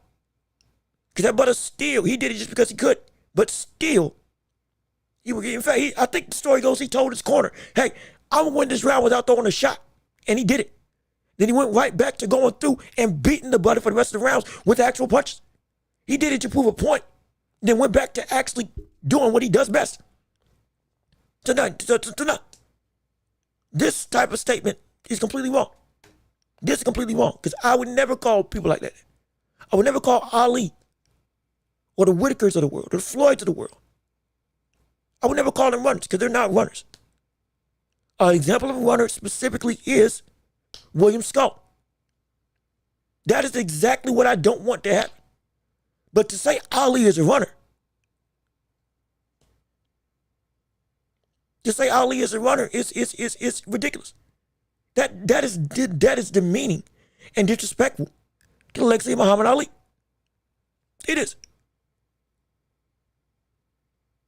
It is. Like that. That's the truth of the matter. And so, and you can have your preferences. You can love who you love. I'm not saying you have to change your stylistic appeal. Like what you like. Boxer, brawler, knockout artist, savant, pot shotter, like them all. We love them all. Have your favorites, absolutely. And we don't disrespect how long you've been watching. You know boxing. You've seen it throughout history. However, that doesn't mean that it's right to disrespect the other styles of boxing or wrongly put labels on stylistic boxers that are not actually that type of label. Because then you're demeaning what their greatness is. Because if you call somebody a runner, you're saying, oh, you don't really want to fight. And that's ridiculous. You can't say that about Ali when he fought Joe Frazier 3 times. When he beat Foreman and legitimately said, hey, tire yourself out by beating me up. And I'm going to knock you out once you're tired. After taking every single shot you gave me. Willingly taking every shot. He literally went against the most destructive puncher in boxing at that point in time. One of the 3 greatest punchers in history. And stood up to him. And knocked him out after saying, I took everything you got. Give me some more. And Foreman said verbatim, I ain't got nothing left. His words, not mine. And Foreman would never admit that unless it was truth. And he said, yeah. Ali, they were in the clinch, and Ali was like, hey, is that all you got? Speaking his ear, is that all you got? Is that all you can do? And Foreman was like, yeah, that's all I can do. That's all I got. I ain't got nothing else. I ain't got nothing else. So yeah, so no, we can't do that. Because if so, it's a bad, it can be a very bad sentiment, at least for me, when you go and have a level of ire, per se, and wrongly label boxers that aren't something as something, like a runner, because that can be incredibly disrespect. That can be disrespectful. That can lead to a bad situation, at least from my perspective. But let me see. We got a lot of people in chat. Let me see. Do you think Shakur can drop Zepeda? I don't think his hands as tough as Foreman. So can he drop Zepeda? He can counter him. He can drop. Yes, he can. He can. Yes, he can. Shakur can counter and drop Zepeda. Yeah, he can. He can. With how much Zepeda comes into play, and with the true pinpoint accuracy that we see Shakur have, he can drop him. Use Zepeda's momentum against him. Land a sneaky uppercut that can buckle him. It's possible. The issue is, though, will his hands hold up throughout the stages of the fight? Even if he doesn't throw a lot. This whole fight's going to be predicated on, beyond just a knockout, can his hands survive the duration of the fight? Because he's going to have to fight his way out of a war. He's going to have to. We were saying it before all the ring shrinkage and all that stuff. Shakur was going to have to fight his way out of a war, regardless of which, because the war was going to be there. Zepeda's not going to let him let up. Whether it was a 20-by-20, a 25-by-25, it don't matter. Zepeda was not going to let Shakur get any distance. He's not going to let that happen from round 1 on. Shakur's going to have to fight his way out into a range where he can use his length and jab. That's going to take some work. That's going to take you punching Zepeda off of you, let alone having to land after you get that distance and range. The issue is, can he even sustain his hands to get to that range? That's the problem. Beyond just the knockout. So the question of, can he drop him? He can drop him. I know again, we've talked about the power of Shakur, perfectly fine. I know that Shakur can drop people. He is still a big guy for 135. He is. Let's not change that can't change. Though we know again, and reportedly now, his hands after surgery, they're where they need to be. They're where they need to be. So after Padley got surgery, seemingly everything's all good. Hypothetically, again, if I'm wrong in my reporting, I apologize. Look it up for yourself and validate, verify. Well, I know right now, everything with SHAKUR versus Valdez, his hands are right now, seemingly. So because of that, this isn't a situation where it's just going to be, he ain't got no shot at dropping him. He's going to have to outbox and beat him. He can. He definitely can. He definitely, if Devin Haney dropped Prograis at 140, moving up, which again, understandable, bigger weight class, absolutely. But we've all known Devin Haney doesn't have that much punching power at all. SHAKUR is a better, and see, it's going to sound crazy, but SHAKUR, even with him having bad hands, he's a better puncher than the likes of Devin Haney. When his hands are fully healthy, he is. He is. When his hands are healthy, SHAKUR is a better puncher than the likes of Devin Haney. That's not me. That's not hyperbole. That's the truth. Go watch Devin Haney's most powerful fights, and go watch SHAKUR's best fights when his hands are fully healthy. The shock that he was doing to opponents, Devin Haney wasn't doing. The destruction that he was doing to the likes of Yoshino, Oscar Valdez, to the likes of, again, a Padley when he walked him down. When he was healthy, he could get you out of it. He's a better puncher than Devin Haney. He's a better fighter than Devin Haney in my estimation as well. The league's a better fighter than Devin Haney, in my humble opinion. But still, if Devin Haney can do that, SHAKUR can definitely drop Zepeda. It's just, what's the price you're going to pay for landing that shot? That's the issue. That's the question. What is the price you're going to pay for landing that shot? And that price could be detrimental. That price could be another break, a wrist break, a knuckle break. Now it's unusable. Now you got to win with one arm. Now you can't push him off. Now you can't actually land counters. Now you are hesitant to throw. Now it's De Los Santos all over again. But now with somebody that can actually cut up the ring and be more demonstrative in chasing you down, unlike De Los Santos. That's where things can get interesting for me in this fight. That's where things can get really, really interesting. Let's see. A fighter can have any style he wants, but the winner has to land more punches. That's the thing.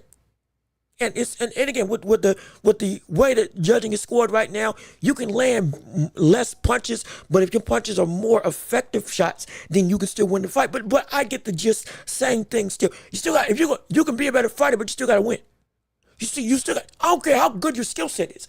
I don't care what you do in the fight. I don't care how talented you are. You still got to win the fight. You still do. I mean, look, Canelo and Crawford, perfect example. In fact, that's a perfect way to switch gears.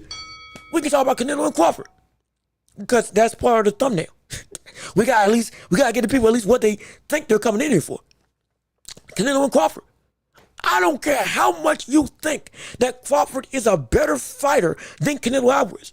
He still has to beat Canelo.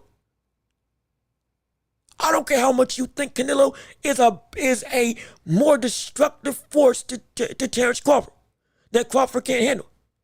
He's still got to beat Crawford. It don't matter when. And it don't matter what you bring to the table. You still got to be able to use the tools you got to get the job done. That's the thing. And that's what is when it comes to the stylistic stuff. That's why, again, you'll see me have favorites. You'll see me do, I love Inoue. I love Matias. I love watching Bacola. I got my favorite fight, Benavidez. Love him. Grown to love Navarrete. But I also love to watch SHAKUR. Devin Haney, when he's at his best, is a great thing to see. Bam Rodriguez speaks for himself of what type of talent he is. My gosh, he's incredible. And if you haven't seen him, he's fighting, I think, later on in July against Crawford. But I got a litany of fighters, all with different stylistic natures. And because it's a wonderful cavalcade of talent to have that is sublime to watch. But all of them is the same thing. You still got to win and show up. Because if you don't, there ain't nothing to it.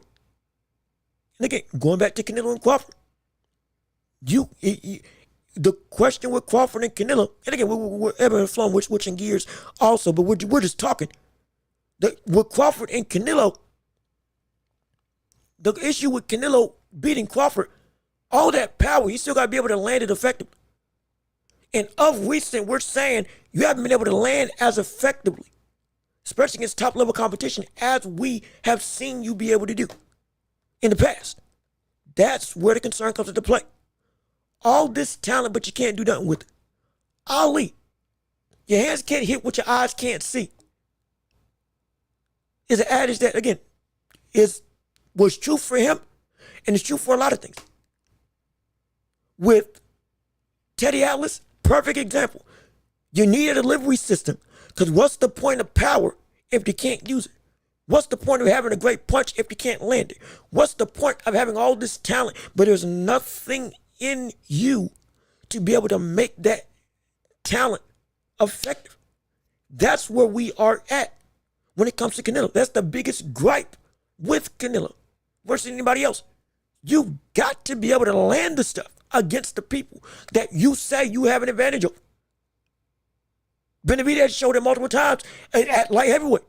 You ain't got power. Can you still be the same Benavidez? Guess what? This brother's a better Benavidez because he showed up and not just did the work, but elevated himself to be a better fighter and to create even more avenues to land at the same clip and still be just as effective, even when what was perceived to be his biggest asset is now gone, which is the dominant bludgeoning power that breaks you down. He ain't fought different, though that aspect of his game is not the same. Yet, doesn't matter. That's what we're saying. You gotta fight. I don't care what comes up. You still gotta produce. You still gotta show up. Canelo still gotta show up. It's not a given situation. We thought it was about to knock out Kovalev. Guess what? We thought, but many people didn't even know who Bivol was. A lot of people did not know who Bivol was as a fighter, though he was a champion at light heavyweight, excuse me. And when off the backs of Canelo beating Kovalev, going 3 fights with Gennady Golovkin and winning, standing and not even getting knocked down, brother, nobody thought Bivol would be able to do anything. But all of a sudden, when Canelo couldn't execute, oh shoot. Well, what do you know? This brother's the truth in terms of Bivol. But off the backs of the Kovalev win, everybody was saying Canelo's going to wipe through and win another title. Perception is only reality when reality becomes reality.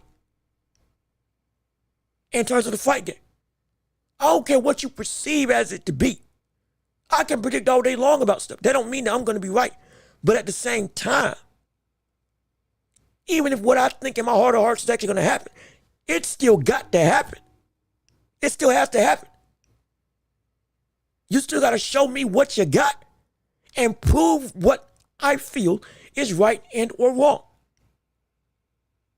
Because my perception, if it's wrong, but it's not reality, this is the actual reality of the situation. This is what you can and can't do. This is how great you are or not, or how great you are not. This is your talent level, and this is where your actual talent lies. This is your ranking, but this is your skill level. Now something ain't matching up. We got to have a conversation because our reality is shifted into something new. That's what we're talking again. With this fight with Canelo Crawford, we have to understand that everything we're saying, specifically with Canelo, everything we're saying about this fight with Canelo, advantages, physically, power, durability, all that stuff, we cannot say for certain that this is going to be the concrete thing that happens in this fight. Because we've seen it with Canelo himself. What we perceived as to be something that was, again, supposed to be, you going to be able to do what you do. All of a sudden, he couldn't. We're talking about post-Floyd. We're talking about post him growing from his loss to Floyd Mayweather. We can't just sit here and say, yeah, it's gonna be the thing. It's gonna be what we think it's gonna be for the entirety of the time. And let me see. I agree Shakur is a better fighter and stronger than Haney. See, so I'm not crazy. I'm not crazy. Thank you. I'm not crazy. I am not crazy. Devin Haney is a big fighter. Absolutely. Shakur is a stronger fighter. And Shakur is a better fighter. Even when Devin Haney was at his best. If Shakur, and again, this is going to sound crazy. Because again, Haney beat Lomachenko. Had a fight of the year with Lomachenko. I don't care how you feel about whether or not it was a robbery. I feel it was a close fight. Not a robbery, but a wrong decision. Because again, it was a 1 round difference. So it wasn't like it was Lomachenko won outright and then boom. He got wrongly taken away. It was that close of a fight. We gonna keep it real. But with all that being said, we can't say that Shakur Stevenson, as a boxer, as a fighter, especially now, can't get up to that level. And at least right now looks to be a better fighter at this stage in his career than Devin Haney. He's always been stronger. Yes. Though, again, what we thought was going to be the truth after Haney beat Prograis wasn't the truth with Devin Haney in reality.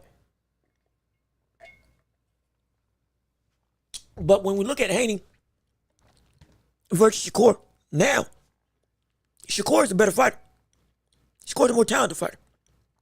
Shakur is a more nuanced fighter and has more pop.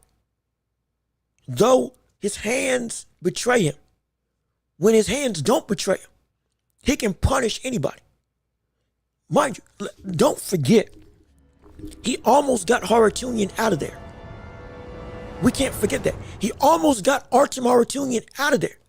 Almost did. But he instinctively held back, really going and trying to end the show. We've seen it. And so, we know he can get it done. We saw him knock out Padley, regardless of what you think, one thing about the skill set. We know he can knock out Padley. It's hard for me to say that Devin Haney would have knocked out Josh Padley. It's really hard for me to say that. But Shakur did it. And he's knocked out other tough, rugged fighters that I don't think Devin Haney would have been able to beat. Or at least would not beat, but would not have been able to knock down at minimum. I dare say if Haney had fought against Lomachenko, that would be a great fight. That would be a phenomenal fight. And you couldn't tell me that Shakur couldn't do, with the talent that we see now, that he couldn't do at least as good of a fight in terms of competitive nature against the likes of Lomachenko.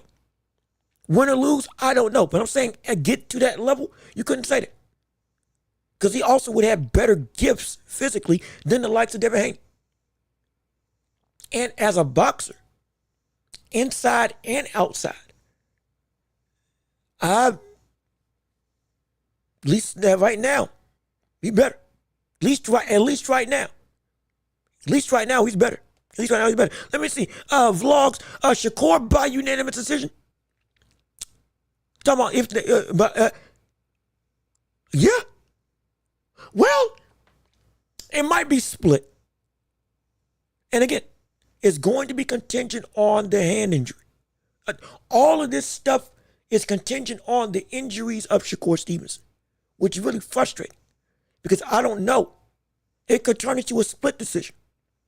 This could turn into a Tank situation where Tank and Isaac Cruz, Tank broke his hand mid-fight and had to fight with one arm. All of a sudden, that fight got a lot more competitive, though Isaac Cruz again did his thing. Phenomenal, incredible performance by Isaac, but regardless of which, it changed the complexion of the fight because Tank couldn't be all that Tank wanted to be because he broke his hand. Shakur, if he breaks his hand against Zepeda, it's going to be a time and a half to keep that relentless man off of him on the inside. That's going to be the biggest concern. But if he can, yeah, unanimous decision. Because Shakur's that good. He's that, again, if it was no issue at all, I would have Shakur knocking out Zepeda. If it was no hand injuries, I'd have Shakur knocking out Zepeda. I would, though it sounds blasphemous. I really would. But because of the hand injuries, that's a concern. Shakur too small for Loma? I don't know.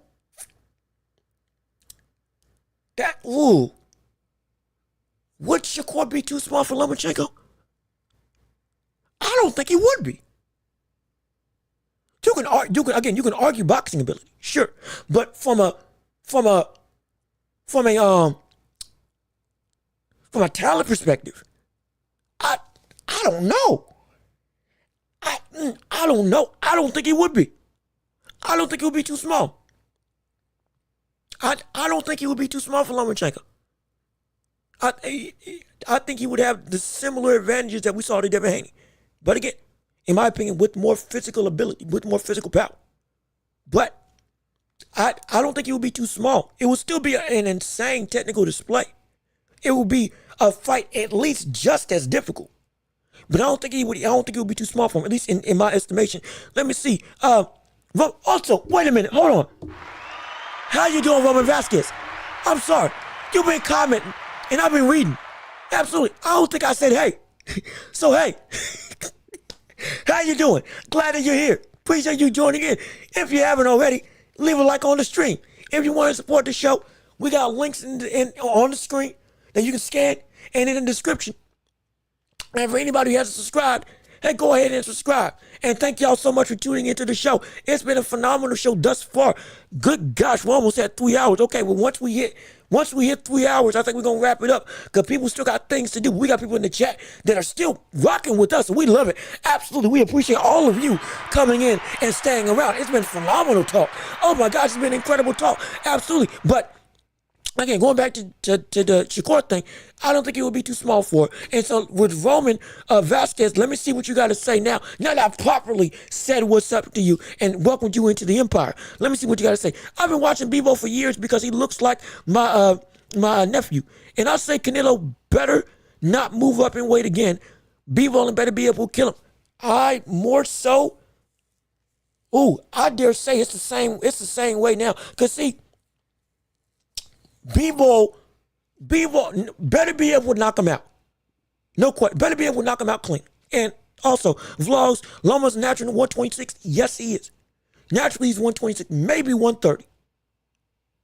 The fact that he got up to 135 was ridiculous. Insane. And preposterous. To have that level of success at that small of a stature. Again, one of the greatest technical fighters we've ever seen in the history of the sport.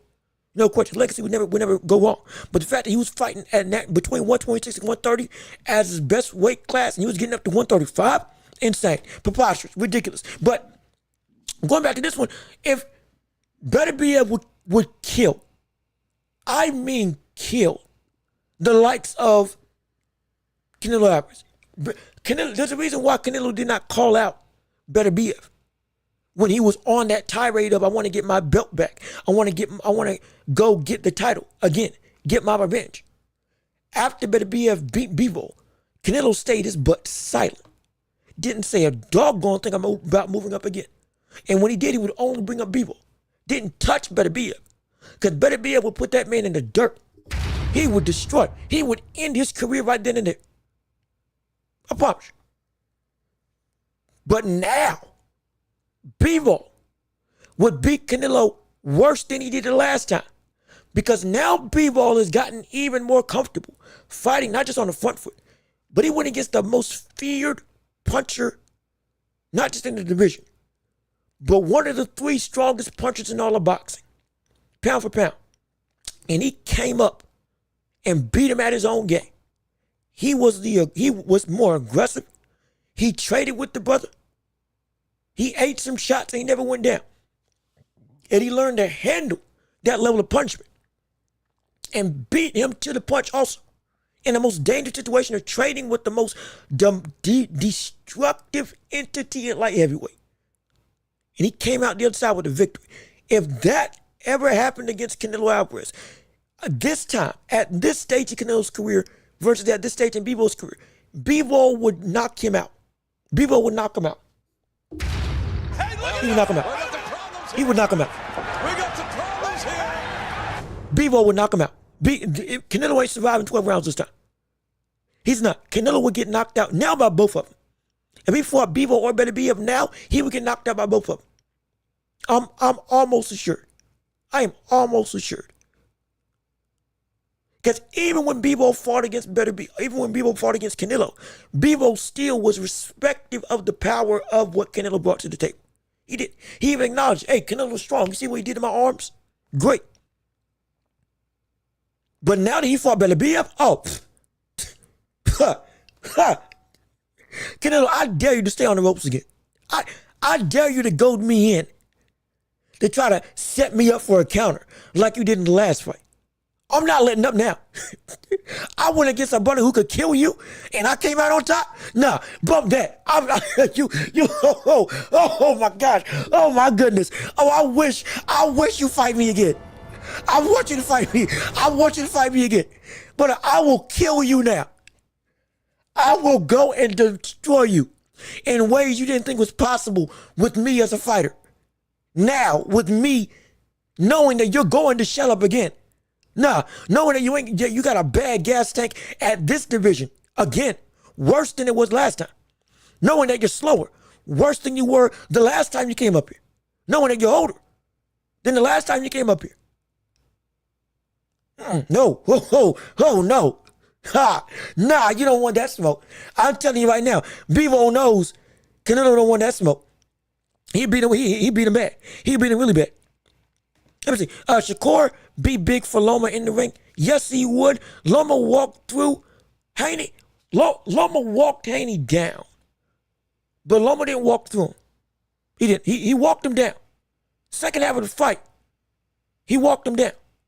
Now, Haney was still ripping to the body. He was. Great shots to the body. It was phenomenal. Haney actually showed some great infighting. When Lomachenko did close the gap and close the distance, that's part of the reason why the fight was so close, because Devin Haney was still doing great work downstairs in the trenches, along with Lomachenko. But again, Lomachenko was getting the upper hand as the fight was going on at round 5. The tide was turning. Loma wasn't just winning rounds. He was going through and starting to really pour it on Devin Haney with shots in between shots. Now angles and punching through the guard was starting to work. He was mitigating the body attack now and outshining the body attack of Devin Haney with more work on the inside, upping his pace and pressure, being able to more fervently keep Devin Haney from using his length, and manipulating Devin Haney on the inside with shots that, again, you had to pay attention to, but with shots that were really hard to catch, but they were landing. Similar to what Crawford was doing to Madrimov. Second half of the fight, when Crawford started really coming forward and forcing Madrimov to have to work head to head, landing short straight rights, small or short uppercut and hook combinations in between a gaggle of arms and movement. That's what Lomachenko did. That's what helped him get that level of momentum. And so round 12, it's disputed at who won it. But it's like that fight was a fight of the year. I think it might have been the fight of the year actually. And it lived up to it eclipsed the height of what we thought that fight was going to be. I can't lie. It did. And honestly, I wish that fight happened again. I really do wish that fight happened again. Because I think Lomachenko would have taken it. Because I think Lomachenko would have taken it. And again, we're going to touch on this probably tomorrow or probably Thursday. Last thing, because now we're at 3 hour mark. So we're getting ready to get out of here. But the last thing that we can touch on for Thursday, on top of, again, talking about more stuff with the fights coming up this weekend, all that stuff. Katie Taylor versus Amanda Serrano. Also happening Saturday. We're going to talk about that on Thursday. All that stuff we're going to talk about. Absolutely. But the last thing, when we're looking at Devin Haney, how do I say this? I'm scared to say it, but I think I'm going to say it anyway. There are some concerns, just like with Tank, that with Devin Haney, there is no plan B once plan A fails. Now, you may say, well, he had a plan B against Loma when Loma stopped the infighting. You're right, he did. But like we've been saying before, again, PEDs aside with Ryan Garcia, what we have been saying about Devin Haney just in general, the man was naturally just bigger than most of his opponents. And that allowed for him to have the ability to out-physical most people going up against him. When he faces off against somebody of his same caliber, length, strength, even relatively close. Like, again, Lomachenko was strong enough to where, hey, you couldn't just bully me around. In fact, Lomachenko was pushing Devin Haney off of him in that fight. And again, he was losing the second half of the fight off of physicality on the side of Lomachenko. So, like, this ain't a fluke. This ain't some ho-hum type situation. Oh, gosh. Ho-hum type situation. Even with somebody that was still outclassed physically, when they were able to actually have some level of pushback, all of a sudden Haney wasn't as effective. He still put on a performance, but still you saw chinks that, oh wait, it's hard to believe that Lomachenko was actually being the more physical fighter in this fight, pushing Devin Haney back, forcing Devin Haney to have to use his strength. And even then, Haney's physical abilities aren't as effective as we thought they were going to be once those later stages came into play. This has been a concern. Once plan A fails with a physical plane where you're on the same threshold, now what? Okay, yeah. Now, what can you do? What can it be? How can it transpire where you are now still effective? And can you go and mitigate with a change in pace, with a change in game plan, just as effectively as what you were initially going to do? And that's where I don't know if Devin Haney has that ability. And again, we can talk about that later on. But it is a conversation to think about. Because I said it with Tank in lieu of the Lamont Roach situation. And now with Devin Haney, it's a concern that I've been thinking about more and more and more that might need to be discussed on a deeper level. Because Devin Haney might not be able to fight in another style. Like I said, once matched up against somebody that can match and or beat him physically, to be as effective. Might not be the case anymore. But again, we can have that conversation tomorrow. But with all that being said, I think we're about to wrap it up and send it home. So, this has been another episode of The Watchable with me, your host, Jean-Luc Welch. Thank you so much for tuning in and listening to the show. We're so happy that you're here.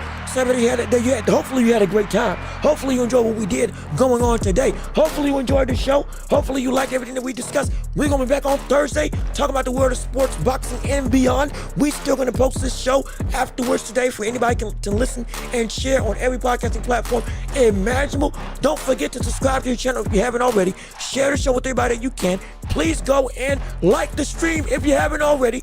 Comment what you liked or didn't like about this show. And share the show with everybody that you know so we can keep on building up this empire together. Absolutely. And please, if you want to donate to the show before you leave, hey, we ain't got super chats yet. We're getting close to it. Less than 100 hours away. But until then, we got PayPal, Cash App, links in the description as well. If you can give, please give, and it will help the show out immensely, and we will love it oh so much. But again, we're going to be back on Thursday. We're going to be having more talk, more fun, more conversation. And hey, get ready. We're going to have a great time, absolutely. But I've been Jean-Luc Welch. Y'all have been wonderful. Peace and love. We are out of here. Yes, sir. We're going to see you all on Thursday.